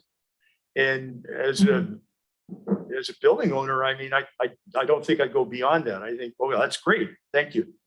Pleased to have you as a tenant. Trying to get into, for us as developers, I mean, we're not social engineers. So, I mean, I can't really speak about how you solve the affordable housing crisis in the province generally, other than supply is really is the magic elixir. The more supply you have, the more you can stabilize pricing. Yeah, so I appreciate that. I mean, I understand that, there are people out there who are able to afford it, but I guess I'm just thinking that for us, any of us to say that it's filling the void in terms of the housing needs assessment here, I would say that that's not necessarily the case, but I do appreciate you answering and responding. Thank you. All right, and next we have Councillor Hillian. Thanks, Mayor. And I don't have a lot to say. I don't really have any hesitation in supporting this project. I think it's the type of development that we want to see. It speaks to density. It speaks to modifying the skyline. It makes it more interesting to look at. I think the rents are not bad. And I actually do believe that the more rental accommodation we have, the more likely it is that we'll get affordability.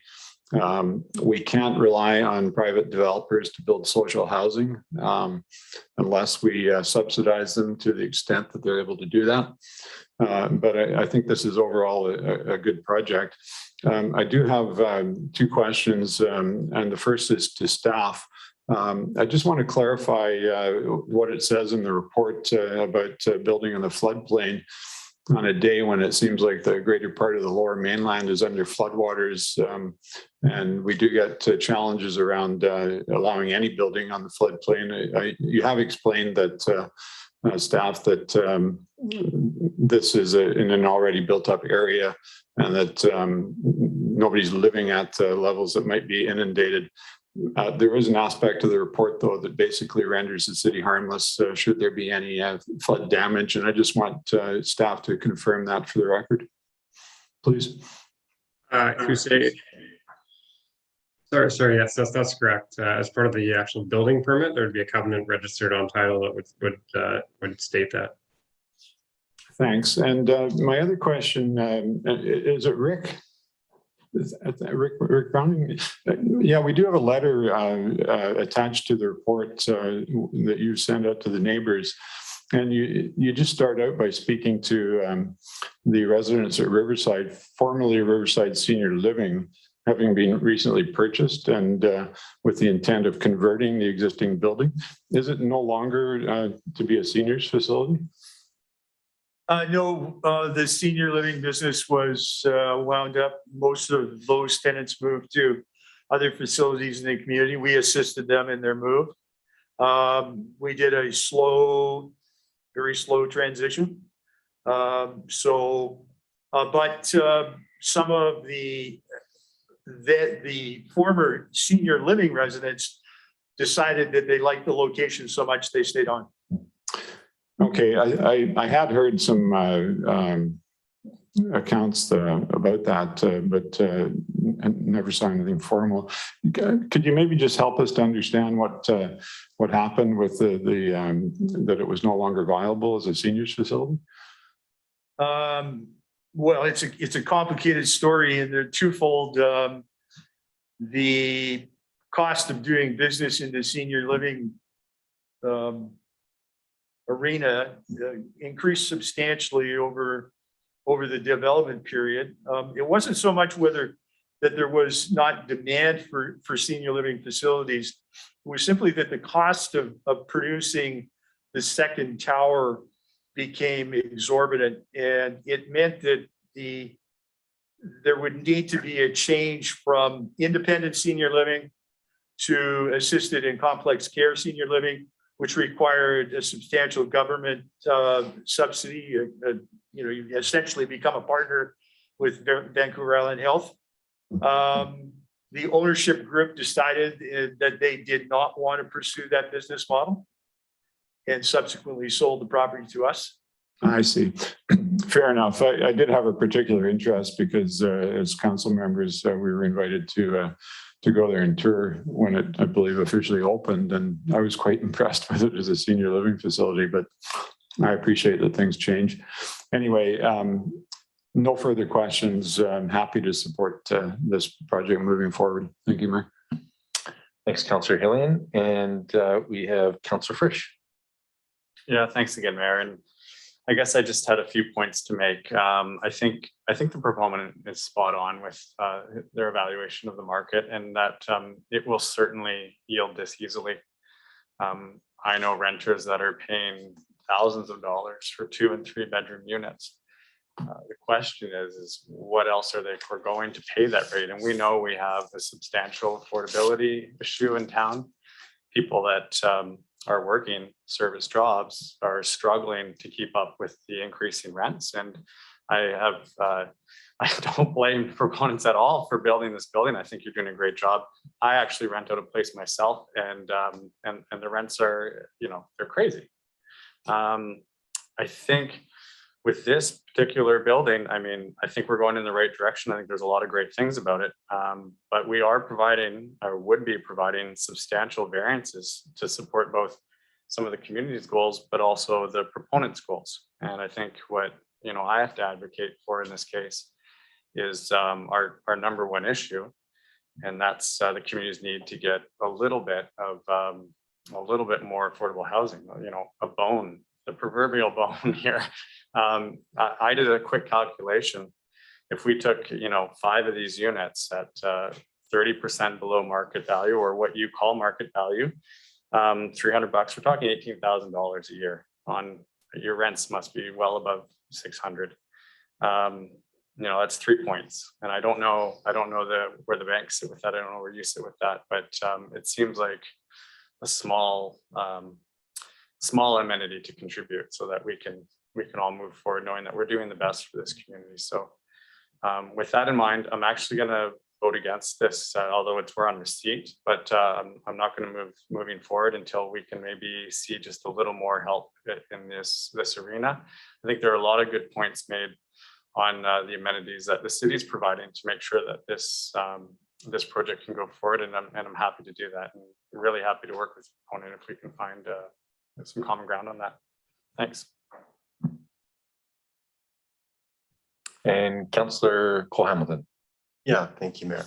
I was planning to make a couple of comments as well. This is in so many ways the kind of development I feel very, very torn here, because there are so many elements of this development which are, it's walkable, it's densifying, it's centrally located. There are a lot of things that are really right about this.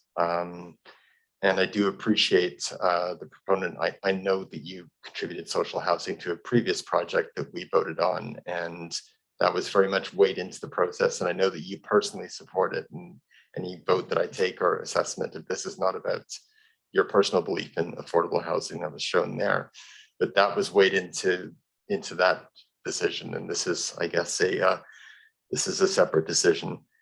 And the height variance, initially it was going to be parking plus 2 stories. Now, if we were to grant the variance, it'd be parking plus 5 stories. And if it's 50 units, so it's roughly 10 units per floor. So by granting that variance, that would be 30 units, which is, that's a considerable public good to be sharing with the developer. And I think part of the trust that's put in us is that when we give away, or not give away is the wrong word, but that we don't give away such things, that we make sure the public receives some value. And the value, as Councillor Frisch was saying, and as I was saying earlier, that this community places at the highest is affordable housing, and finding opportunities wherever possible to add more units to the mix. And I do think that it can be part of the private development process. And as a consequence, I'm not sure that I can justify a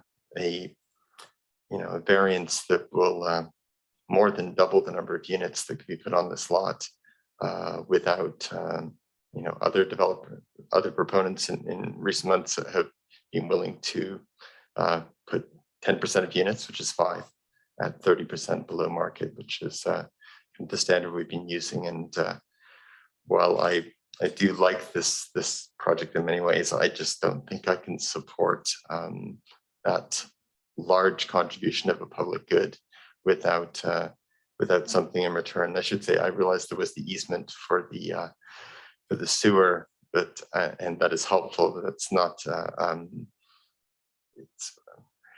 a direct contribution. It's allowing the city to do something. It's not. I think here we actually, of those 30 additional units that come from those 3 floors, I think the people of this community would expect us to advocate for some of those to be affordable housing units. And as a result, I'm conflicted, but I find myself in a position where I'm also not able to support these variances. Thanks.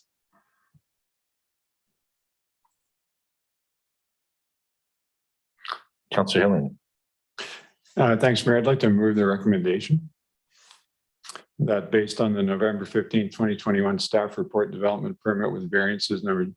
Am I in order, Mayor? Or have we dealt with receipt? We're on receipt, but I can waive receipt as unanimously approved by council, and I'll pass it over to you for the motion. Development permit with variances number 2107, 1600 Riverside Lane. Council approve option 1 and proceed with issuing development permit with variances number 2107. And that council approve an exemption as outlined in section 524(7) of the Local Government Act for the minimum floodplain setback specified in the City of Courtenay Floodplain Management Bylaw number 1743, 1994, subject to the registration of a covenant under section 219 of the Land Title Act to ensure the property is constructed with the recommendations outlined in the Simpson Biotechnical Limited report of geotechnical assessment, proposed apartment building 1600 Riverside Lane, Courtenay, BC, dated November 20th, 2020, and that the applicant saves harmless the city from any claims for flood damage or injury.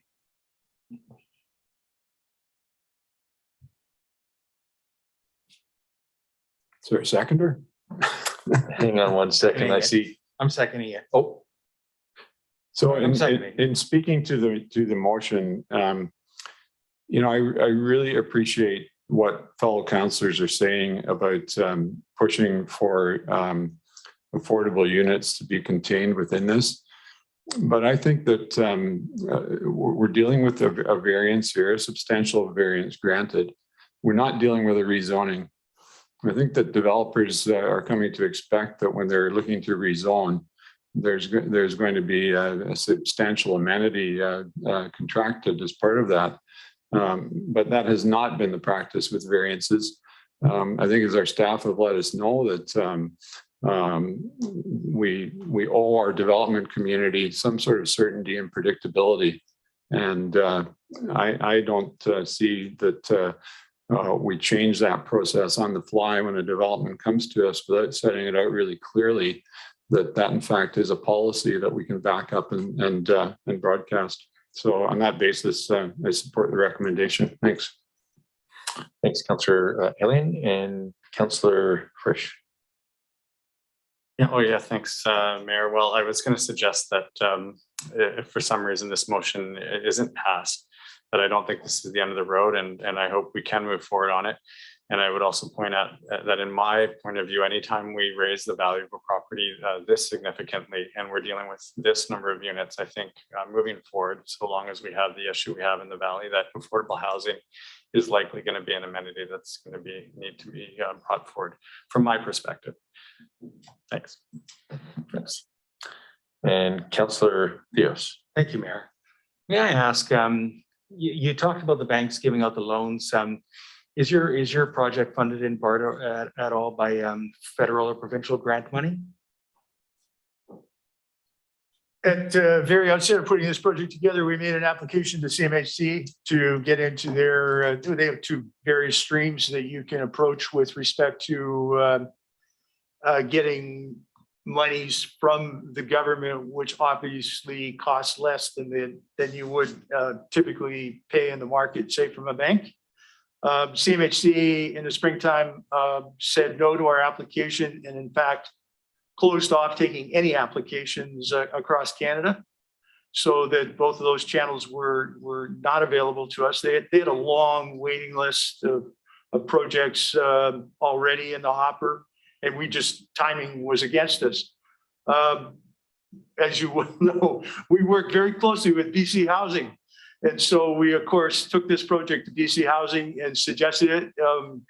It did not meet their criteria in that the phase one building was an existing building. So that didn't match up. We looked at various ways of trying to do just the phase two building with BC Housing. But as we all found out recently, BC Housing doesn't have any money to do these kinds of projects. So the two available streams where in fact you can have a certain percentage of the rental pool in an actual social housing or subsidized mix, they were not available to us. So we ended up going to a traditional financing approach. Yeah, thank you for that answer. I'm going to say that I have, a good feeling about you guys as developers. Just from what I've been hearing, the way you've been answering, I'm going to support this moving forward on my behalf based on that and the fact that, unlike a few other projects that have come in front of us recently that have had support from the provincial and federal funding, the units, the prices, the point that you've been talking about seems more in line and under the prices of some of those projects.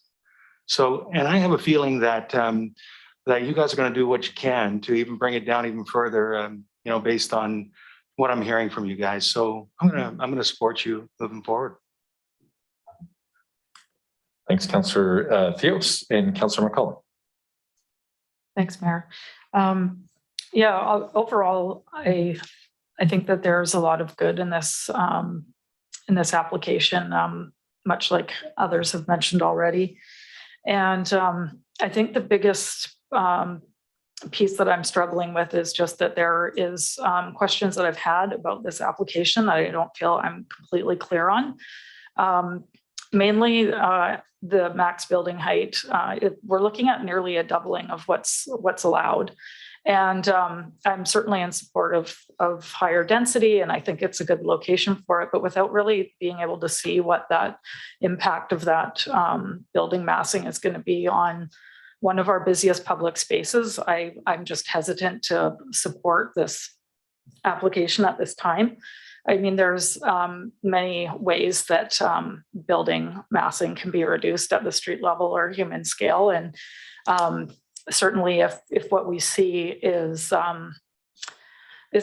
not desired, it's not a complete roadblock in allowing a building of this size to go ahead.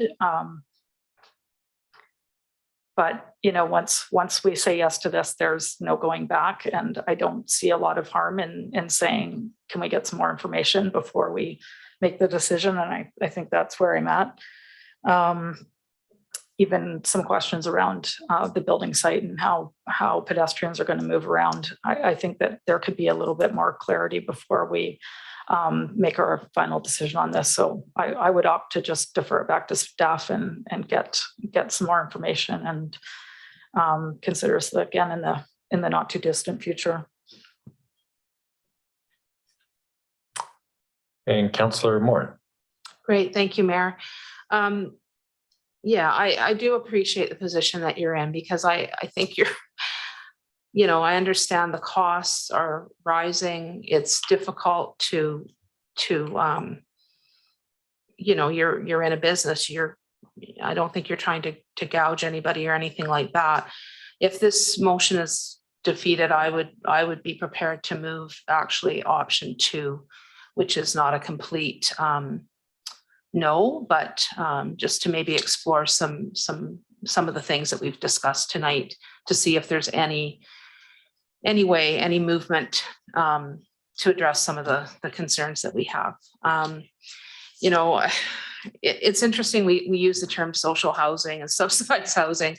Well, in fact, we'd be subsidizing people who are making, you know, 30 to, you know, plus an hour. So these are not people who are unhoused on the street. These are people who are working their butts off every day and are making a good income and still can't pay rents that are less than, you know, 30 to 40% of their income. So I understand it's not, you're doing what you can. You've made the applications to try to get some help. It's a tough situation, but based on some of the comments, that's what I'd be prepared to do. Thank you.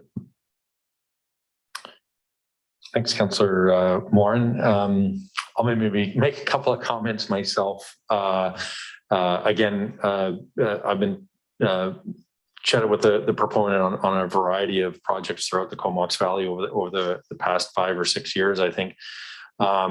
And currently, today, spent it at the BC Nonprofit Housing Association conference they're having. And I should say thank you to Roger Kishi for getting me into that conference on short notice. But that happened because of a meeting last week with our own homelessness coalition to say, what can we be doing better? And the answer is it's really difficult for the private sector to be dealing with non-market housing unless the supports are there. And if a proponent has gone down those paths to try to get that support and hasn't gotten it, that's a huge challenge. More to the point, to what Councillor Hillian was saying, this isn't something where the proponent came to us recently to ask for this. This is a long 2-year process where everything as best as we could was laid out. With Councillor Frisch, we met with the construction industry on a bi-monthly meetings prior to the COVID pandemic. And one of the biggest things is having that certainty, having that clarity going into a project. We're quite a bit ways down the road here. Banks have been looked at, financial contributions have been put in. I get what we want. If they've already gone to BC Housing, if they've already gone to CMHC and have already been declined, we're putting the proponent, if we tell them that's what we need to get forward, when that's not in the performer, that's not in the business plan going into this. And for the past couple of years, that's really the challenge I have. And I think those things have been contemplated quite a bit through the OCP process that we're going to be implementing next year, and that clarity will be there and those expectations will be set. The challenge is that we're talking about a development that is already so to speak, halfway through the sausage maker, and trying to recalibrate it at a late notice. For that reason, I will be supporting option one to move this project forward. I hope it doesn't get defeated, but with that, I think I thought I saw a light go on, but maybe I didn't. So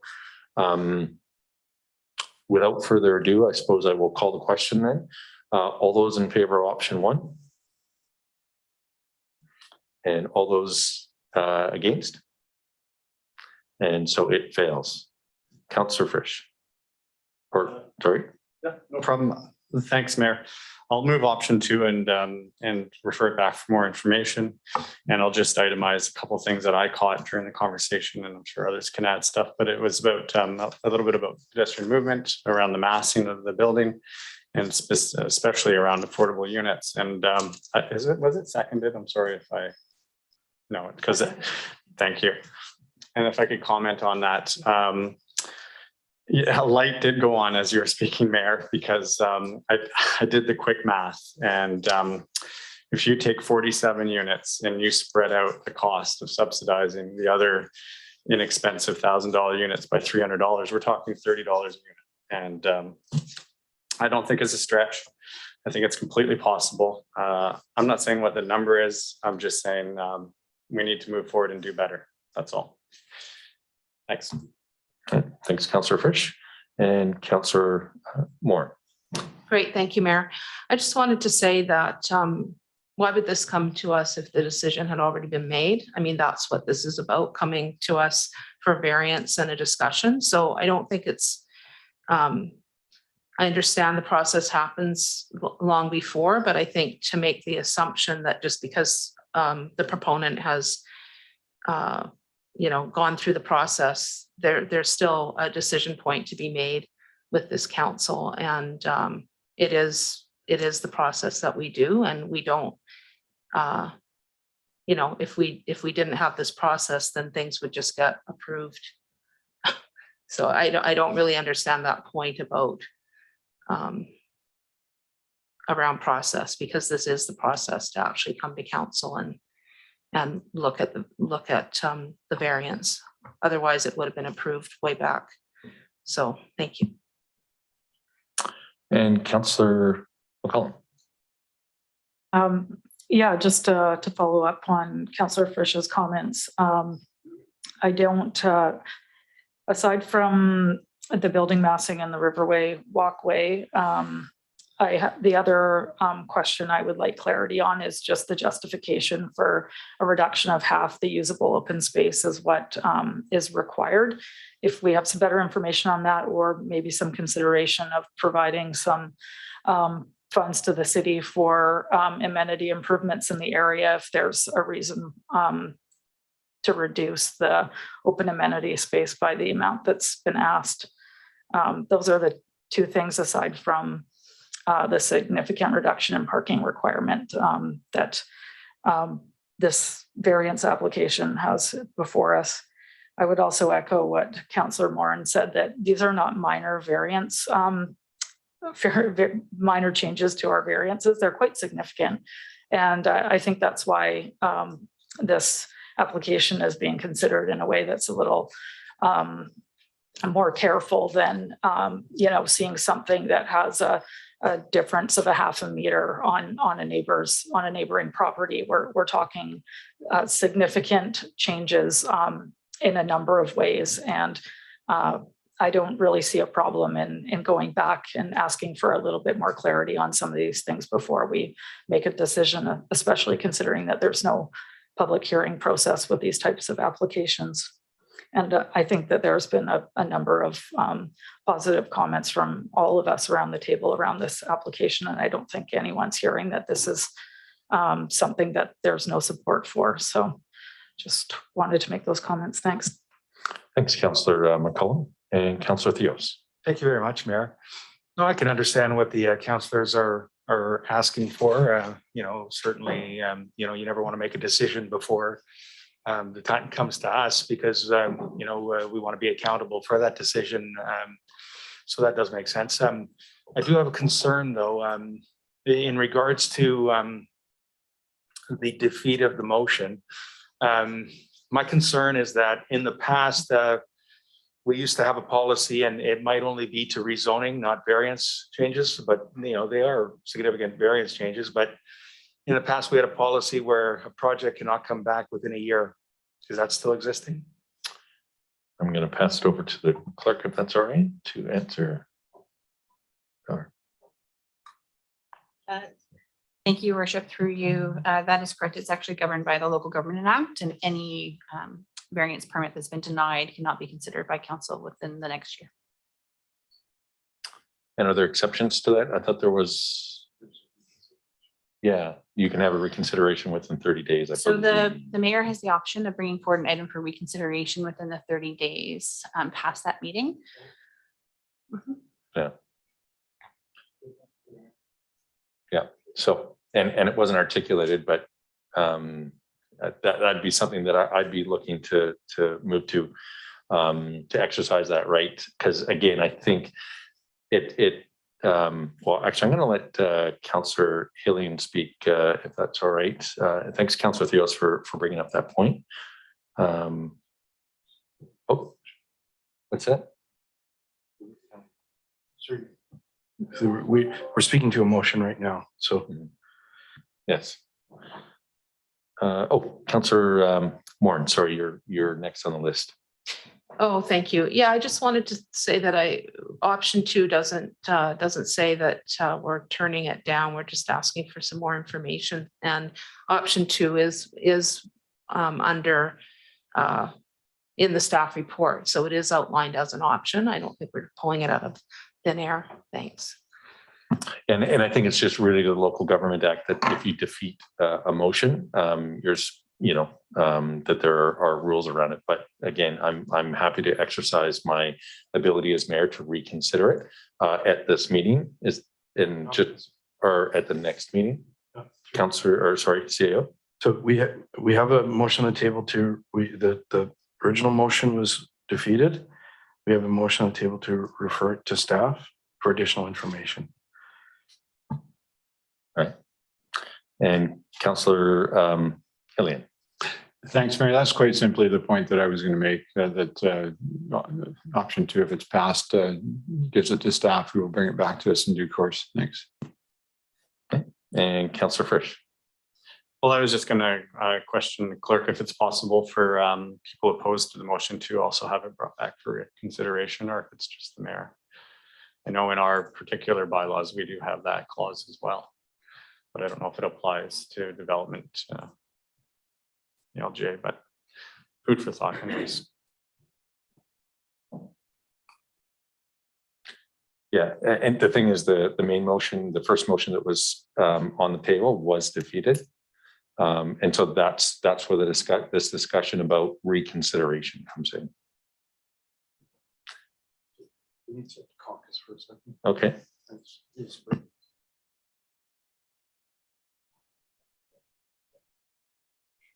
So we'll just have a quick recess.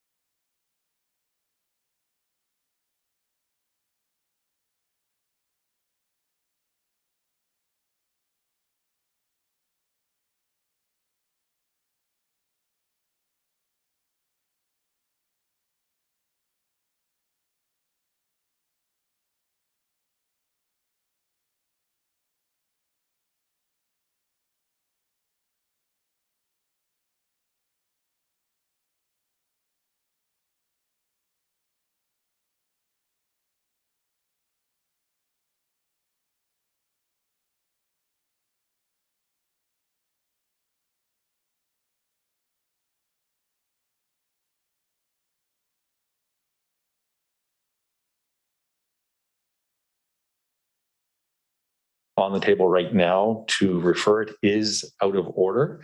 However, again, as mentioned before, I have the authority to bring back the original motion as originally discussed, which was option 1. I can put that back on the table and we can refer from there. So the same outcome, but procedurally that's how we cover our basis. Does that make sense? So as mayor, I'm officially putting it back on the table. Option 1, Councillor Hillian. Well, thanks, Mayor.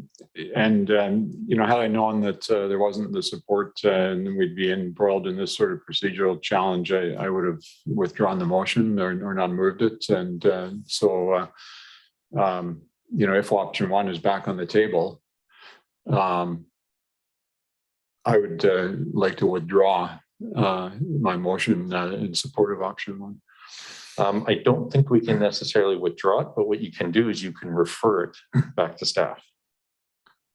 I know it sounds very much like what we just did, but it's just slightly different. So we're following. So you're asking for a motion to refer option 1 back to staff? Yes, please. So moved. Okay, it's been moved and seconded.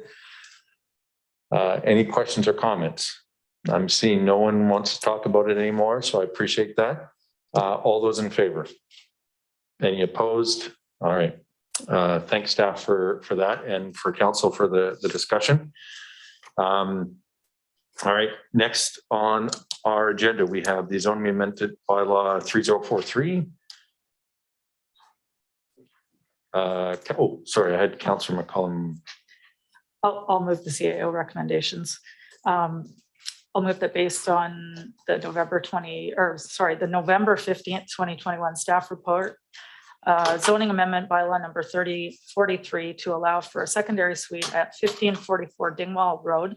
Council approve option 1 and proceed to first and second readings of zoning amendment bylaw number 3043, 2021, and that council consider zoning amendment bylaw number 3043, 2021 consistent with the city's official community plan, and that council waives the requirement to hold a public hearing with respect to zoning amendment bylaw number 3043, 2021, pursuant to section 467 sub 2 of the Local Government Act, and direct staff to give notice of the waiver of the public hearing pursuant to section 467 of the Local Government Act in advance of consideration of third reading of the bylaw.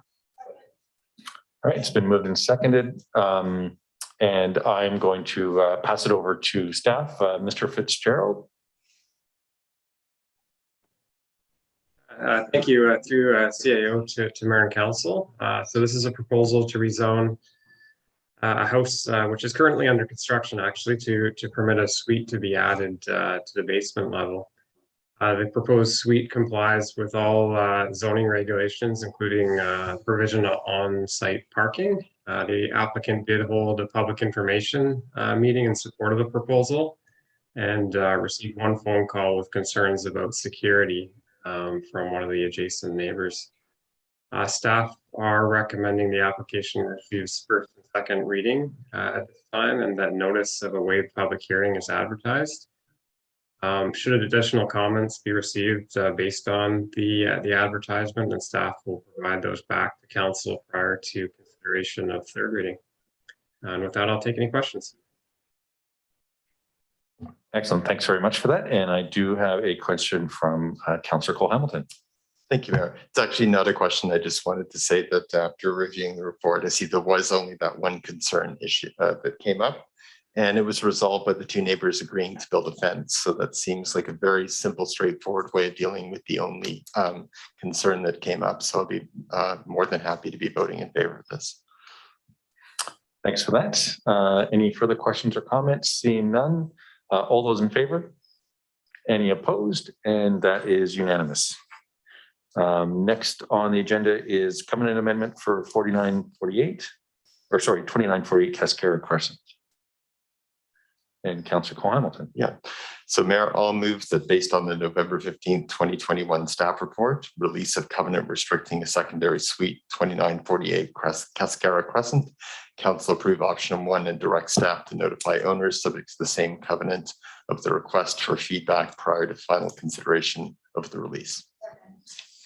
All right, it's been moved and seconded. And again, I'll pass it over to staff. Mr. Fitzgerald. Thank you through CAO to Mayor and Council. So in this application, the applicant is requesting release of a covenant that's on this property, as well as 17 other lots in the subdivision. The covenant prohibits a suite being added to the house. Recently we had a similar application. In that case, we did send notice to all the other parties of the covenant, so that those other 17 property owners are requesting any comments, and then those comments would be provided back to council at a future date with a request to decide on whether to amend the covenant or keep it in place. And with that, I'll take any questions. Thanks very much. And we have Councillor Frisch. Yeah, thanks, Mayor. I just wanted to thank staff for the report. I thought it was very clear, and the process you've outlined makes a lot of sense. So I'm happy to support it. All right, thanks, Councillor Frisch. And Councillor Hillian. Thank you, Mayor. Could staff just remind us what sort of response there was to the lifting of the covenant on the one previous residence? Thanks for the question. I don't have that in front of me, but I believe there was no opposition from the other neighbors.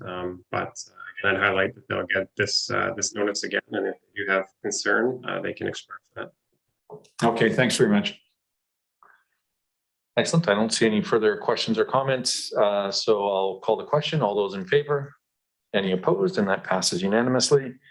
Next, we have the updated proposal for zoning amendment bylaw 3040, 1236 Malahat Drive. Councillor Frisch. Oh, sorry. It was Councillor Moore and beat you. Sorry. I'm not, I don't have the numbers memorized just yet. Sorry. Councillor Moore. Okay, I'll move that based on the November 15th, 2021 staff report, updated proposal zoning amendment bylaw number 3040 to allow for a carriage house at 1236 Malahat Drive, and the September 27th, 2021 staff report zoning amendment bylaw number 3040 to allow for a carriage house at 1236 Malahat Drive. Council approve option 1 and proceed to first and second readings of zoning amendment bylaw number 3040, 2021, and that council directs staff to schedule and advertise a statutory public hearing with respect to zoning amendment bylaw number 3040. All right, it's been moved and seconded. I'll pass it over to staff. Mr. Fitzgerald. Thank you through CAO to Mayor and Council. So council will remember this application previously. In this case, the applicant is proposing to convert an existing accessory building, which was constructed in 1991 into a carriage house. The application was given first and second reading at that time, and a public hearing was scheduled. It was later determined that there was an error in the building plans, and the building exceeded the maximum height of an accessory building, which is 4.5 meters is the maximum height. This building is 4.62 meters or 12 centimeters over height. Elsewhere in the city where carriage houses are permitted, a height limit of 6.5 meters is stipulated. And as a result, we've added that 6.5 meter height stipulation to the R1 zone, which could be considered for future applications. But in this case, this building will remain at that 4.62 meter height. So staff at this time are recommending that the bylaw is again given first and second reading, and that the public hearing is scheduled. I'll take any questions. Thanks very much for that. And I don't see any questions coming up from council. So I'll just call the question then. All those in favor? Any opposed? And that passes. Next on our agenda, we have the Heritage Advisory minutes. Those have been moved and seconded. Are there any questions or comments regarding them? Councillor Moore. Thanks, Mayor. Yeah, I enjoyed reading this little report because we haven't heard that much from the Heritage Commission. However, it looks like they've remained quite busy during the pandemic, and they have a small but very hardworking group. I just thought it was interesting, the piece around BC Heritage Week, and I just wanted to note, maybe Councillor Hamilton, because he's appointed to that committee, might want to bring it up, that there might be some interesting opportunities with Tourism Vancouver Island, perhaps with celebrating that and tying it in with some tourism events. I just thought it's something that might be an opportunity to showcase some of the heritage. So that's the only thing I wanted to say. Thank you. Thanks very much, Councillor Moore. Oh, sorry. I also wanted to ask about the clocks, because it's my recollection that we had passed that motion around the clocks way back at the beginning of our term. So is it true that the clocks have actually not been installed yet? Or on page 139 of the agenda, the clocks are referred to. Again, it was probably the thing I was most interested in as well. So it just says that they're delayed and they're going to be talking about them in October. So is there anything that Director Hamilton could to shed light on there? Because it just seems like that's taken a really long time. Thank you. Councillor Hamilton.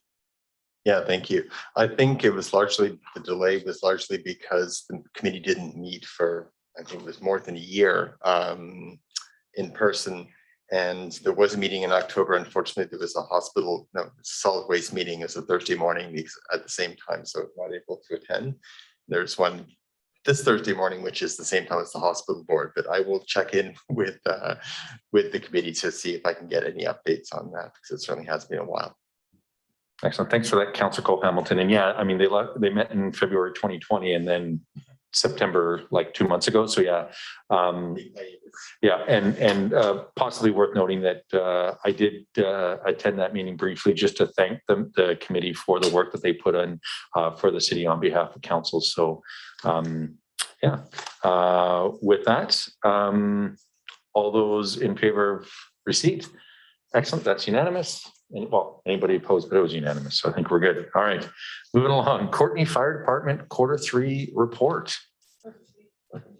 Excellent. And I'll pass it over to our fire chief, Kurt McDonald.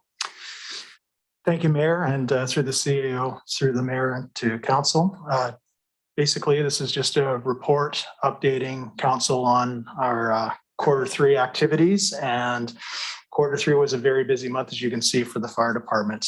In total, we responded to 295 incidents between July 1st and September 30th, with the responses of note, including large structure fires on Ross Avenue and Warren Avenue in the Royston area. The Ross Avenue fire was in July and the Warren Avenue fire was in August. We also responded to many incidents involving various outdoor fires during the extremely hot, dry summer we experienced.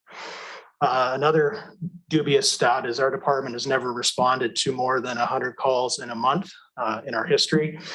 We did that in July and then did it again in August. So we basically broke 2 departmental records within 2 months of each other.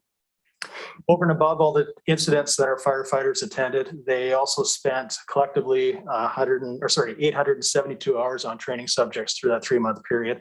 Topics that they covered were fighting fires in multi-story buildings, confined space rescue, self-rescue training, so what to do in the event of performing firefighting inside a structure and having things go south, how to get themselves out of it safely, and also rope rescue. All of this training was performed up at the WA Lane McDonald Training Center, our facility in East Courtenay there, which continues to be just an absolute asset for both our regular firefighter training and our recruit training programs. From a fire inspection standpoint, our fire inspectors conducted 377 fire inspections of commercial properties in both the city of Courtenay and our fire protection districts. Pleased to report that most of these properties were compliant and only had a small number of violations, mostly housekeeping items were found. So in summary, the third quarter of 2021 was the busiest on record for our department. And the way that this last quarter has started, or the final quarter of 2021 has started, I'm quite certain that some more records are going to fall before the end of this year. And with that, I'm happy to take any questions you may have. Excellent. Thanks very much. I had one quick question just around forest fire and support throughout the province. So was there any of that done after July 1st or was that in the previous quarter? Through the CAO to the mayor, I believe we did it in early July. We only did 2 deployments this time around. The first deployment was to the Deca Lake area. We sent our small bush truck and 2 firefighters up to that area. Services that they provided were mostly recon. They were going out in the bush and trying to figure out where the fires were starting. They were also going out and assisting with the triaging of properties, seeing which ones could be fire smarted or protected, and making other decisions like that. When they returned, our next crew went out. We sent 4 firefighters. They were down in the Monty Lake area, and they got into some active firefighting activities. They were assisting with dock burning when the Forest Service was doing that. They were there for 14 days. And the truck that we sent out there obviously is a retired engine, so we didn't take anything out of active service. It was the retired engine that we sent in years past. And like I said, they were out there for 2 weeks. They returned, and everybody came back healthy and happy and gained a lot of valuable experience, which, in the event something unfortunate like this happens in our area, we will have those resources available to draw from and hopefully have a good chance of keeping it small. Excellent. Thanks so much for that update.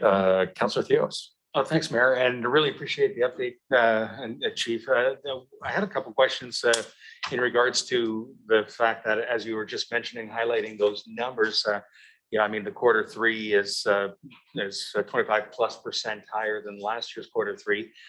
Can I ask about the firefighters' morale and retention? Are we doing okay with keeping them healthy and on board right now with everything that's going on, plus the workload?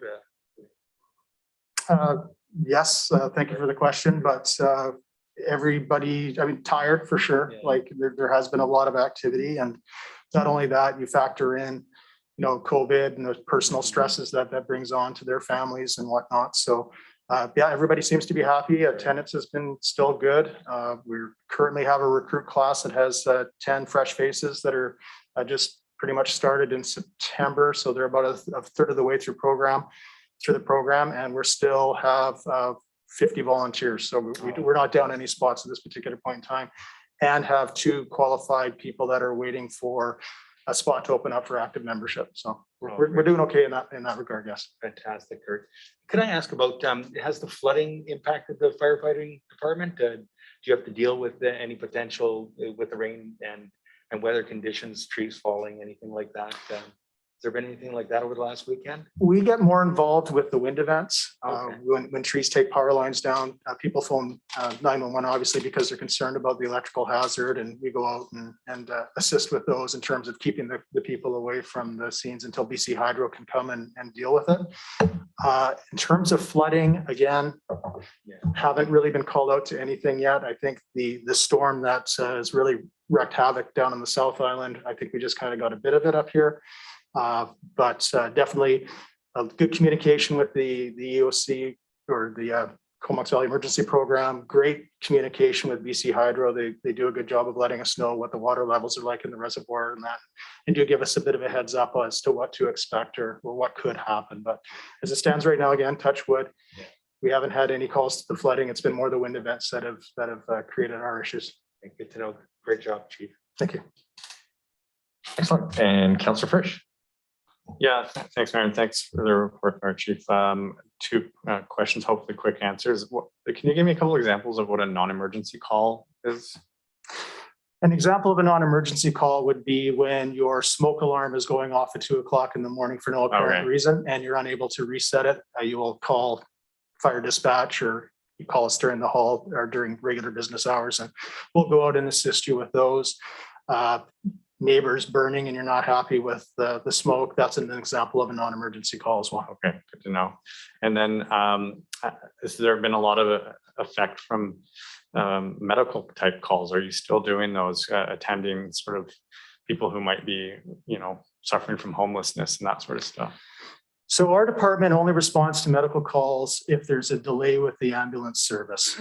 We tried doing what some of our neighbors do that are a little further away from ambulance services and responded to many calls. But if we were to do that to the same extent that our neighbors do, it would increase our call volume by about 1,200 calls a year. The only way that we go out is if the ambulances are delayed or if the call is significant in nature. So your cardiac arrests, your major incidents. That said, we have had an increase in them. We've done 40 of them since June 1st to September 30th. So in context, last year from January 1st to September 30th, we did 37 of those calls. Same time period for this year, we're up to 61. In terms of, are they all related to homelessness? No, they're not.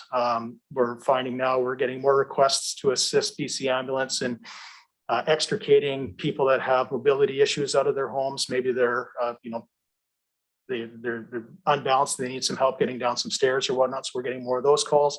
Yes, we are going to more issues as a result of the toxic drug supply. We also have an aging community, so there have been more calls for service. Like there's not one particular item that's caused the increase of whatever we had here, 24, 25 calls, which again, Vancouver, one of their halls does probably 70 of these a day. And, we're doing 61 in, 10 months, but for our department with our volunteers, it is a lot. Yeah, well, thanks for sharing that reality with us. Thank you. And Councillor Hillian. Thank you, Mayor. Thanks, Kurt, to you and your department for all the good work. I also wanted to acknowledge your presentation to the Regional District Board last week, along with the fire chiefs from Comox and Oyster River on aid to the interior during the wildfires in the summer. I did want to ask how many of the increased calls related to fires in campsites where unhoused people were camped out, if that was a significant part of the challenge? So yes and no. The heat dome itself, so pretty much starting in June, the tail end of June, and then throughout the summer, we had an increase in calls that were pretty much could be from homeless activity. So lighting cardboard for whatever purposes, things like that. Lots of issues created by carelessly discarded cigarettes that were ending up in flower beds and city landscaping, things like that. Lots of reports of people burning when they shouldn't have been burning during the ban. So there was a lot of activity. Yes, there has been an increase. More so now, we're finding as the weather is getting colder, we're getting called down to the City Hall parking lot quite often to deal with the small fires they're having there, or some larger fires that happen on the pathway in behind City Hall. So we have had an uptick in those. We were out this morning at 5 o'clock for a reported dumpster fire. Turned out to be somebody just trying to stay warm in behind Connect. So yes, there has been an increase in that stuff, but there's also been an increase in other items as well, mostly weather related.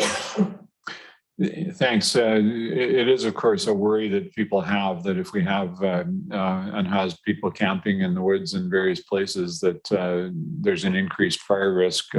It doesn't sound like that's been the issue as much as the regular carelessness of individuals, whether them or others, with cigarettes and such. Correct. Thanks. All right, I don't see any other questions or comments at this point in time, but do want to thank you. And I believe this is your first presentation with a quarterly report to council as fire chief. So I just want to thank you. Oh, thank you. Fantastic job. And having all those numbers at your fingertips and all that information, very articulate. Really want to appreciate that. Oh, thank you. Yeah, with that, I will call the question. All those in favor? Any opposed? That means you can go, I think. So, yeah, exactly. All right. Thanks again. Next, we have reports from council. I'll start with Councillor Cole Hamilton. Thank you, Mayor. I know the evening's wearing on, so I'll try to keep this brief. Last week was Indigenous Veterans Day and also Remembrance Day, and I believe the Mayor, you were involved in commemorating Indigenous Veterans Day, and saw you also at the Cenotaph. It was after last year's digital version, it was a pleasure to actually be in person for the commemoration of Remembrance Day. And I had the honor of laying the wreaths for the Government of Canada. Our MP Gord Johns asked me if I could help out because he was going to be in Tofino. And I can just say that as the son and grandson of veterans, and as someone who lost a grandparent in World War II, it was meant a lot to me, and had a chance to pass that news on to my father, and meant an awful lot to him as well. So it was just a pleasure to see people out and to recognize the role that veterans and the military families who support them play in our community. Thanks. Thanks very much, Councillor Cole-Hamilton. And I had Councillor Killeen as well, I believe, had a update. Thanks, Mayor. I just wanted to acknowledge the passing of Beverly Erickson, the spouse of former two-term City Councillor Eric Erickson and a longtime community member.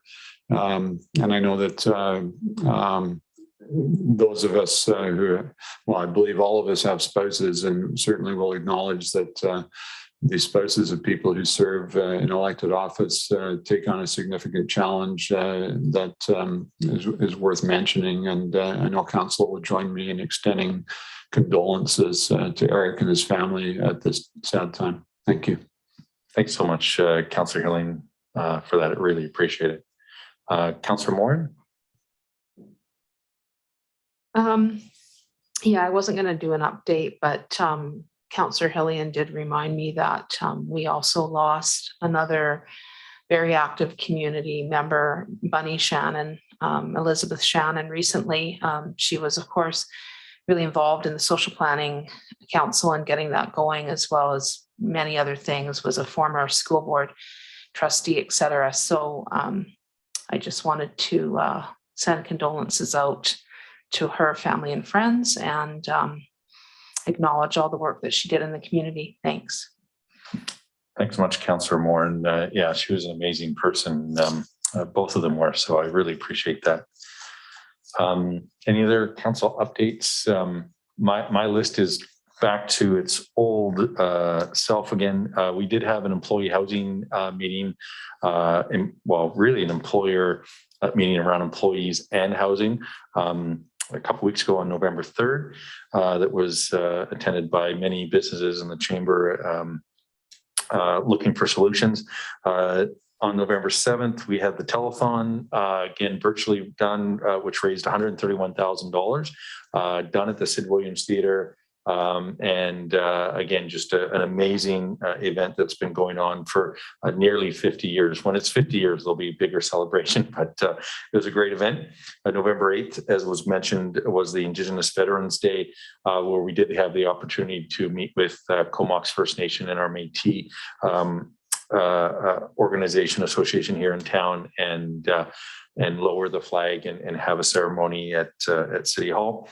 On November 9th, I was able to attend the Homelessness Coalition executive meeting to talk about the city's role and things that can be done again towards affordable housing and supportive housing. November 11th was Remembrance Day. And again, very well attended by our community, not just in person, but also virtually. It was watched by a lot of people. And again, just big kudos for everybody that make sure that those ceremonies are continued. On November 14th, which I think was just yesterday, the Salvation Army Pidcock House celebrated 25 years. Again, another event that was sparsely attended due to COVID, but a great event, again, recognizing what the Pidcock House does year-round. And as we go into the extreme weather that we are heading towards, the extra effort they put in for extreme weather housing as well during the colder months. And lastly, I've been attending the Housing Central conference, which is put on by the BC Nonprofit Housing Association. And again, thanks to Roger Kishi for organizing that. And that's all my updates. Next, we have the resolution of council for in-camera. Councillor Frisch. Yeah, thanks, Mayor. I'll move that special in-camera meeting close to the public will be held November 15th, 2021, at the conclusion of the regular meeting pursuant to the following subsections of the community charter: 90 sub 1 sub B, 90 sub 1 sub C, 90 sub 1 sub G, and 90 sub 1 sub L. All right, it's been moved and seconded. Any questions or comments? Seeing none, all those in favor? Any opposed? And that passes unanimously. And next we have some unfinished business. Councillor Cole-Hamilton. Yeah. Thank you, Mayor. I can move this. There was a motion moved and passed last week, which required a source of funding to be added to it. So this is a motion following up on that.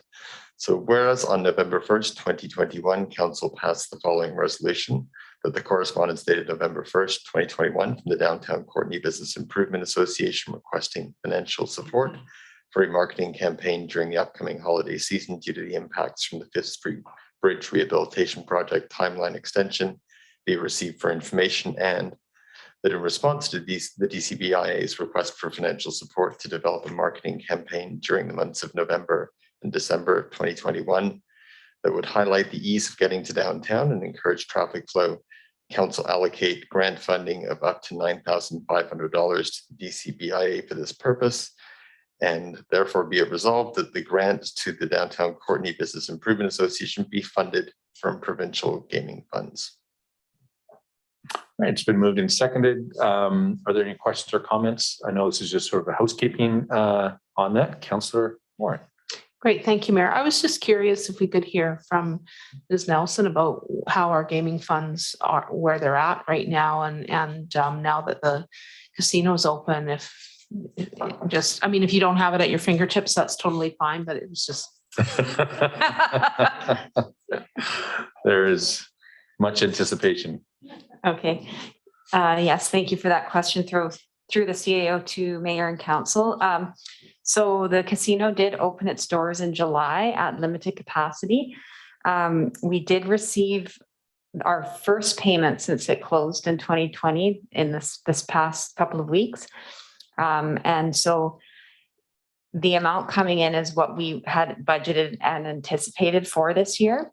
So it's looking like we're going to meet what we expected we would see. And based on that coming in, we anticipate the future revenues in the 5-year plan that we anticipated will be met, assuming the revenues continue to come in that same manner. So I would like to see another quarter of revenues come in before making full commitment. But at this point, with preparing our financial plan, I think we can confidently utilize that spending matrix that we've already approved through the last financial plan.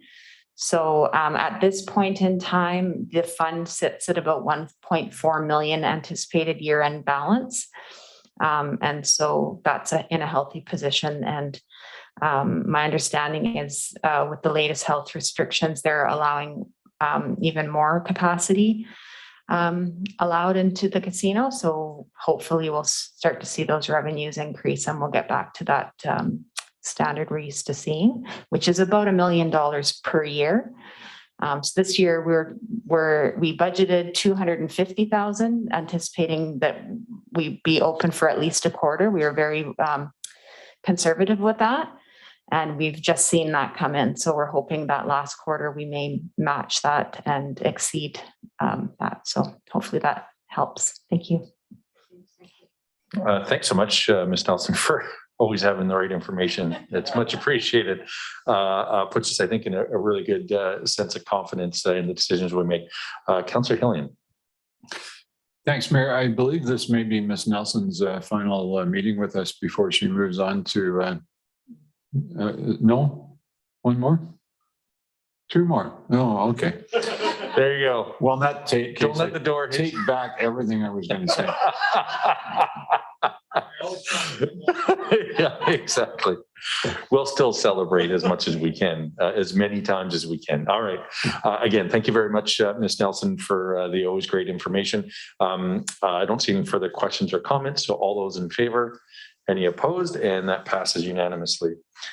We do have some new business. Councillor Cole-Hamilton. Thank you, Mayor, and thanks for Council for allowing this to be on the agenda today.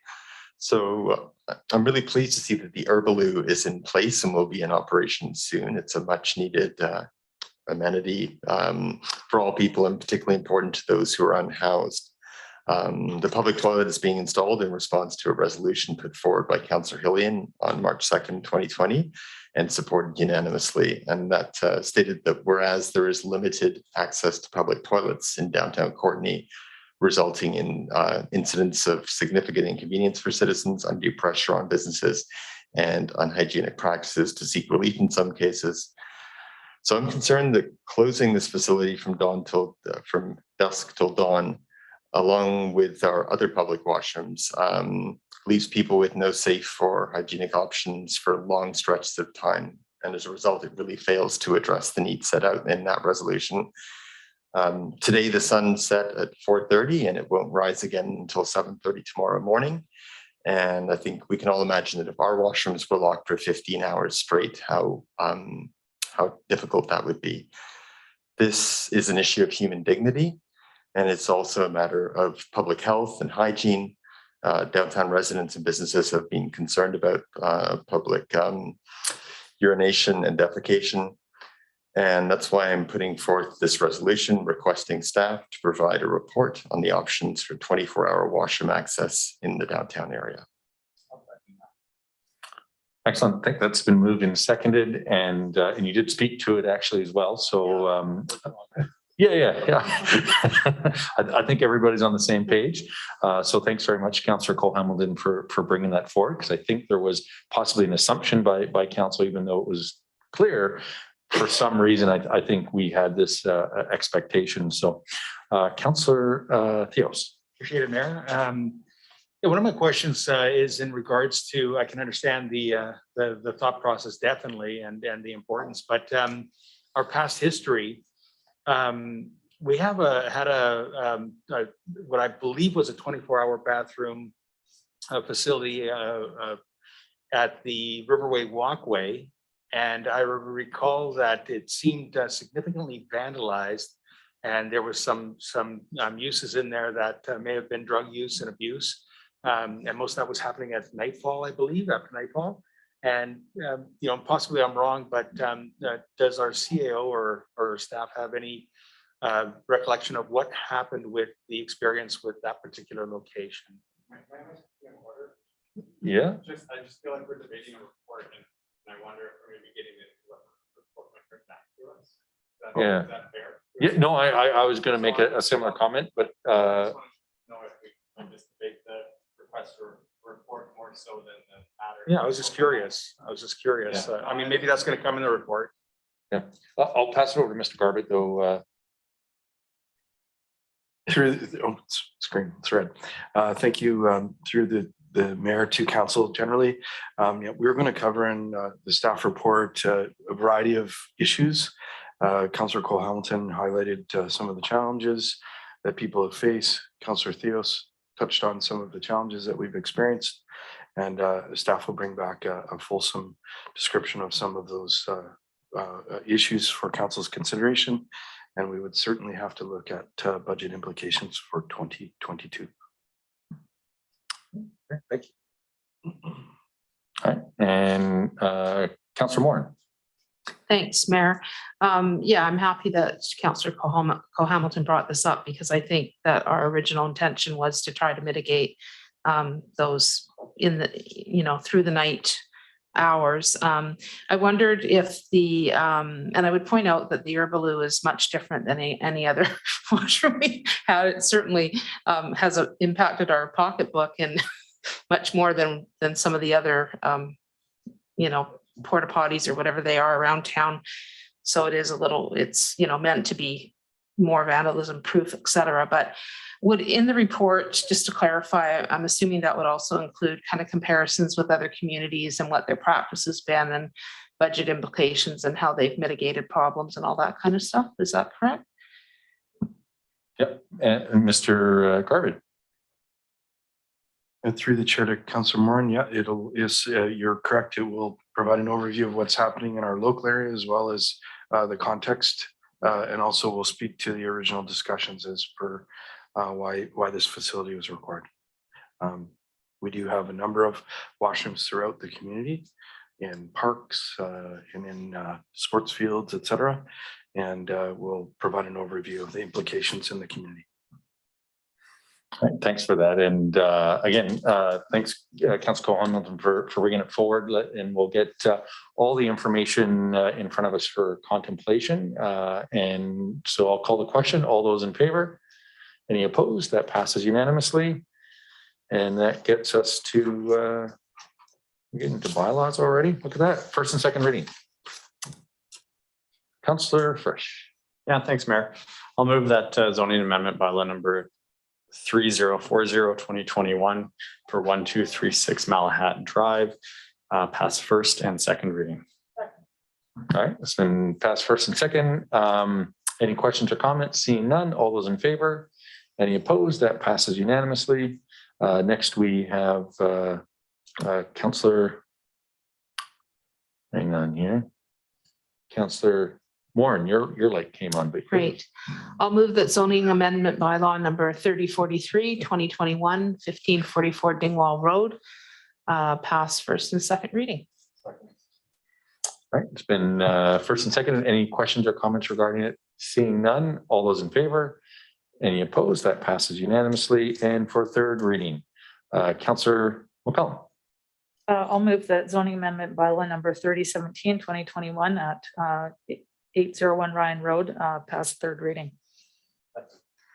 Been first and seconded. I do see Councillor Theos, you had a comment or question regarding this? Yeah, thanks, Mayor. When this project came in front of us, and I intend to support it. With 247 units adding to the inventory, hopefully could reduce some of the stresses on the lack of accommodation in the community. But the affordability was never really something that I saw from myself personally as being an affordable project. But when these projects come in front of us, and we are presenting them in our reports as affordable housing, I tend to think that is subjective, and for some people might be very affordable. For others, it may not be attainable at all. And I'm thinking to myself, it seems like a catchphrase, affordable housing, and again, it varies from person to person. I think in the future, if we have projects like this come in front of us, I hesitate to see in the report, for instance, that we're making a statement saying, "Oh yes, this is an affordable project," by having it in our reports. So I think moving forward, I would like to see comments or catchphrases like that not listed in the report, is what I'm suggesting. Okay, thanks, Councillor Theos. And hang on one second, we're nearly there. Councillor McCollum. Yeah, just a question for staff about one of the comments that was brought up by, I think, the owner of the neighboring property was the only one that spoke. But he alluded to a bulge in the design, and I think that was turning into the property and that it was creating a risk for pedestrian and cyclist safety. I wasn't completely clear from looking at the staff report what he was referring to, but I just wanted to verify that staff have gone back and look at that point raised and that they don't see an issue safety-wise with that design, or perhaps there's a modification underway. And Mr. Garbutt. Mr. Fitzgerald's with us and he can speak to that question. Thanks for the question through CAO to Mayor and Council. That is the bulge out there referring to, so in the corner of Ryan Road, entering onto the private driveway there. So I guess just to highlight one of the, so we're considering third reading of the bylaw tonight. Prior to final reading and adoption, covenant will have to be completed. And one of the items in that covenant is that the proponent or the developer of 801 Ryan comes to an agreement with the strata owners of that access driveway, and provides proof of their right to use that access driveway. So as part of that, everything from safety or alignment of the driveway to potential connections to Tunner Drive can be discussed. So I just highlight that as a step that still has to happen, and there is that control on how that access is provided. Great. That's helpful to understand where that's at. Thank you. Excellent. And Councillor Cole-Hamilton. Yeah, thank you, Mayor. I just wanted to respond just briefly to something that the Councillor Diaz was saying. Is I think perhaps it wasn't clear in the report, but the affordable housing that's being referred to is that 10% of the units are going to be at roughly 35% below current market rates.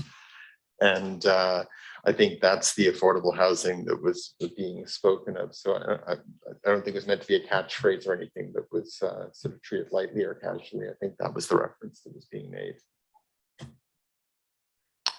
Councillor Theos, you wanted to respond? Oh, yes, please, if I may. No, thanks, Councillor Cole-Hamilton, in regards to that, because yes, that's definitely an element of how the costing that was a little bit less so than their regular rates. But when they first came to us, that wasn't an element of it, but the word affordable housing continuously was in the report. And there were many people that had commented later in social media that you know, that $1,500, roughly almost $1,500 a month for a 1-bedroom was absolutely not affordable to them. And you know, if it was in our statement, my concern is that moving forward, if it's looking as though the city is saying, hey, this is affordable, then projects moving forward are going to say, well, that's what the city considers affordable. And I would think that maybe a better way of going about it might be saying rent to income, you know, something such as that, because that's not a catchphrase. That's a reality, is that the cost of those units are rent to income, and not just some hypothetical like a statement like saying, oh, it's affordable, but it's $1,500 a month, where people are saying affordable. That's definitely not affordable to us. So I think something more concrete rather than just a number out of the air, because the next person might come to us and say, well, if 1,500 was affordable, ours is 1,600. It's with inflation, that's affordable. So I think the rent to income may be an easier way of following through on that. Right. And Councillor Hillian. Thank you, Mayor. I'm pleased to hear staff reference that we'll be going to final adoption at a future meeting, and that some of the issues that came up at the public hearing are resulting in that covenant with the strata owners. I note that we really only had one speaker at the public hearing apart from the proponent, and that was the owner of a neighboring business. But we did have a number of emails that came to council from residents in the area. And I think they were, for the most part, there were a couple that were in favor. A lot were opposed to this development, and their primary concerns that I noted were the traffic congestion in the neighborhood that already exists and that they see being increased. And also the walkability of this general precinct. And I'm just wondering if, while I appreciate that we're making a decision related to land use here, I'm wondering if staff can comment on any of these as takeaways from the feedback we received in relation to this development about future work that we will need to do, both related to intersection management in that general area, access from the shopping and residential complex to Ryan Road with left turns, and general walkability of the site. Yeah, thanks for the question through CAO to Mayor and Council. So I guess just starting with vehicular traffic, I think just to kind of re-highlight what we discussed at first and second reading and a bit during the hearing is one of the key components of the development is the extension of Tunner Drive. This has been identified for a while as necessary to help reduce the amount of traffic congestion on Ryan Road, providing an alternative. So I'd highlight that as one of the key vehicular changes as part of the proposal. With regard to cycling, we heard that the extension of Hunter Drive will also be the start of the multi-use pathway that one day could extend to the bypass and beyond. So that's a key improvement, although it's incremental. And then regarding pedestrian traffic, again, we heard improvements to Ryan Road are in the works, providing sidewalks and other improvements through the site and over again onto Hunter Drive will improve that network. So there are improvements. I think there's still more that needs to be done, but as this area urbanizes, kind of transforms from a very suburban environment to a more urban environment, I can see a need to kind of constantly reassess all three different modes of transportation. Thanks very much. I appreciate those observations. I am going to support this project moving ahead.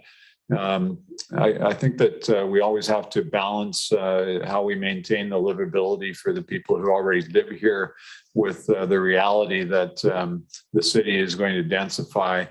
There is going to be more congestion.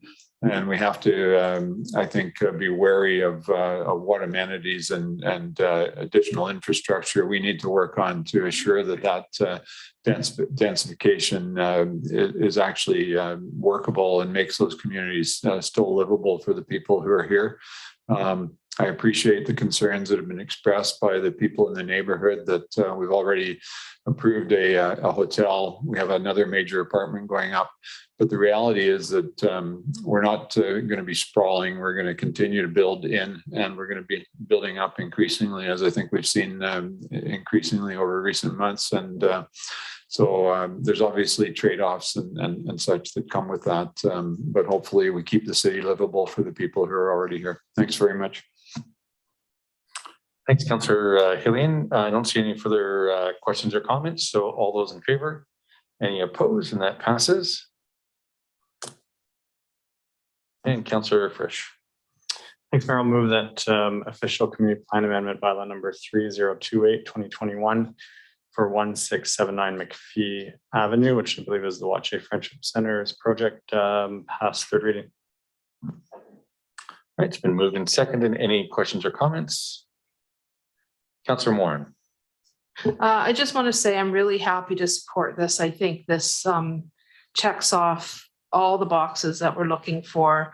I note some of the comments that came in. There certainly were some concerns about parking mainly, but in terms of meeting more than just providing much needed housing, very low rents for, frankly, some vulnerable folks, many who are probably either unhoused currently or precariously housed, and also elders in our community.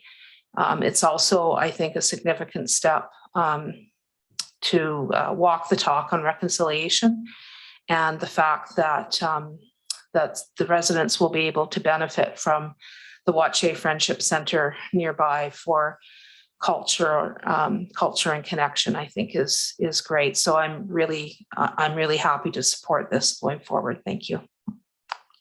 Excellent. And Councillor Hillian. Thank you, Mayor. Yes, I too am pleased to support this, but I do feel obliged to respond to some of the information that came forward from the public, both through email responses and as expressed at the public hearing.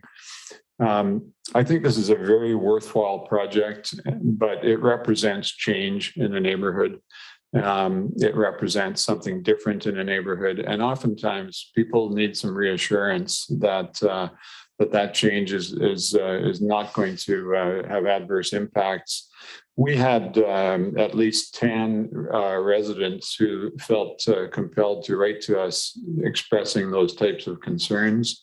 They made reference to declines in feelings of safety using the Rotary Trail.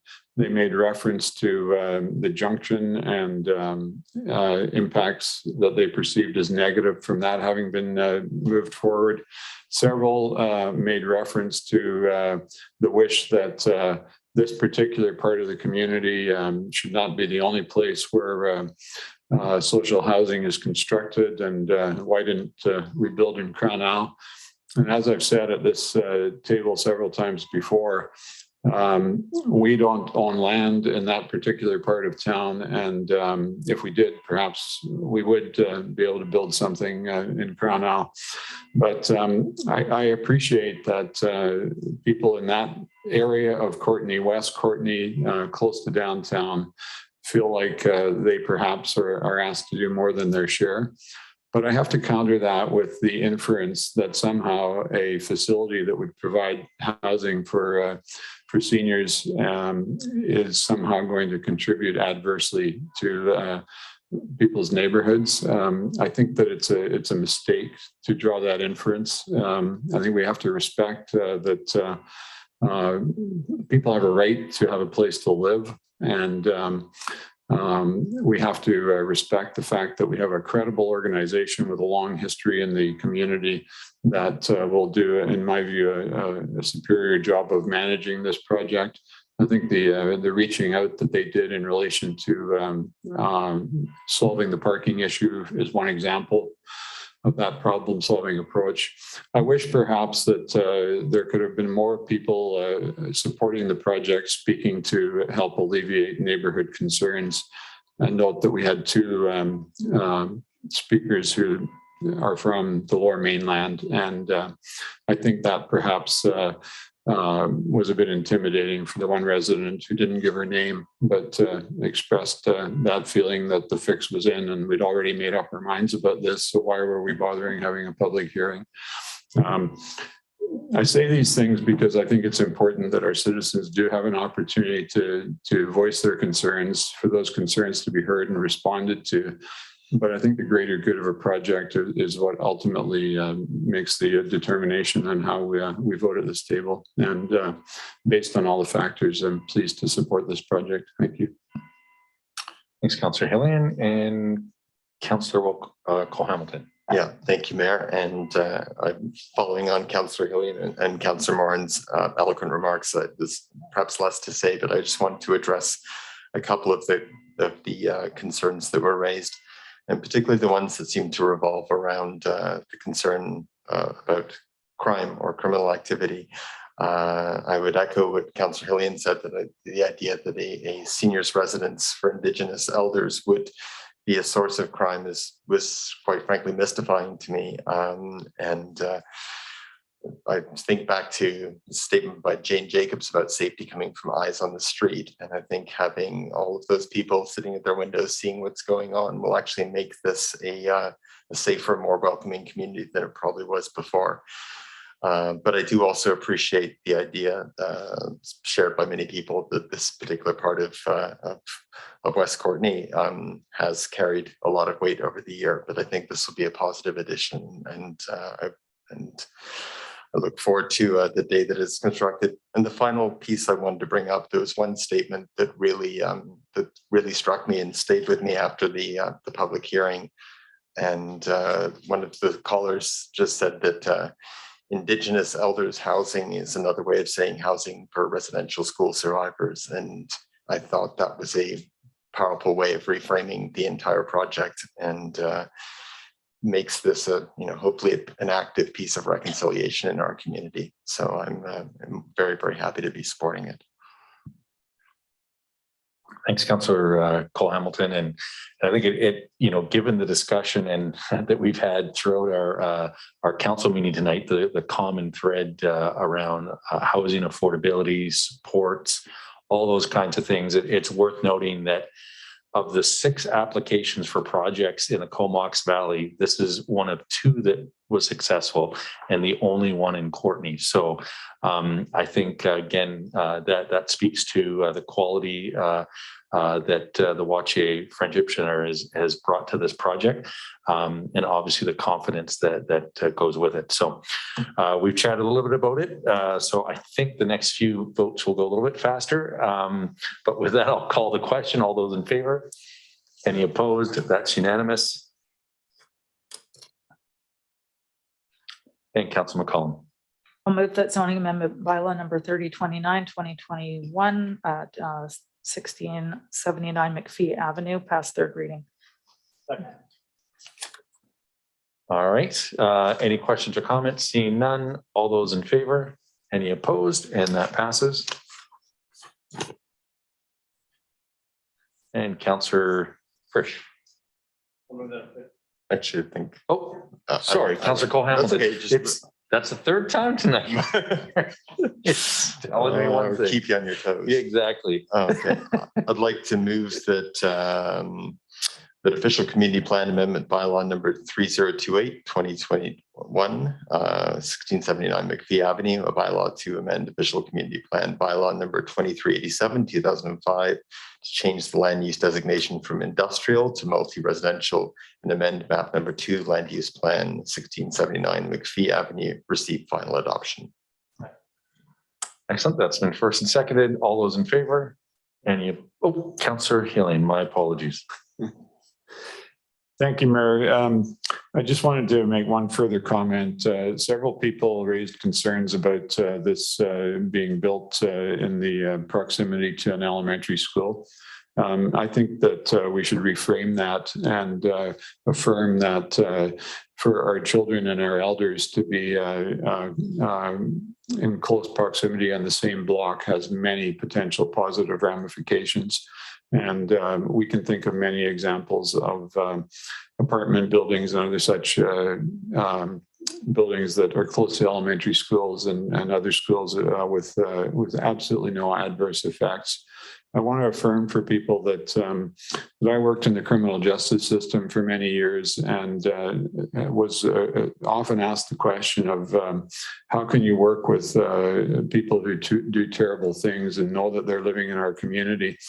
And my response was that I'm not as worried about the people in our community who do terrible things that I know about. I'm more worried about the ones that I don't know about.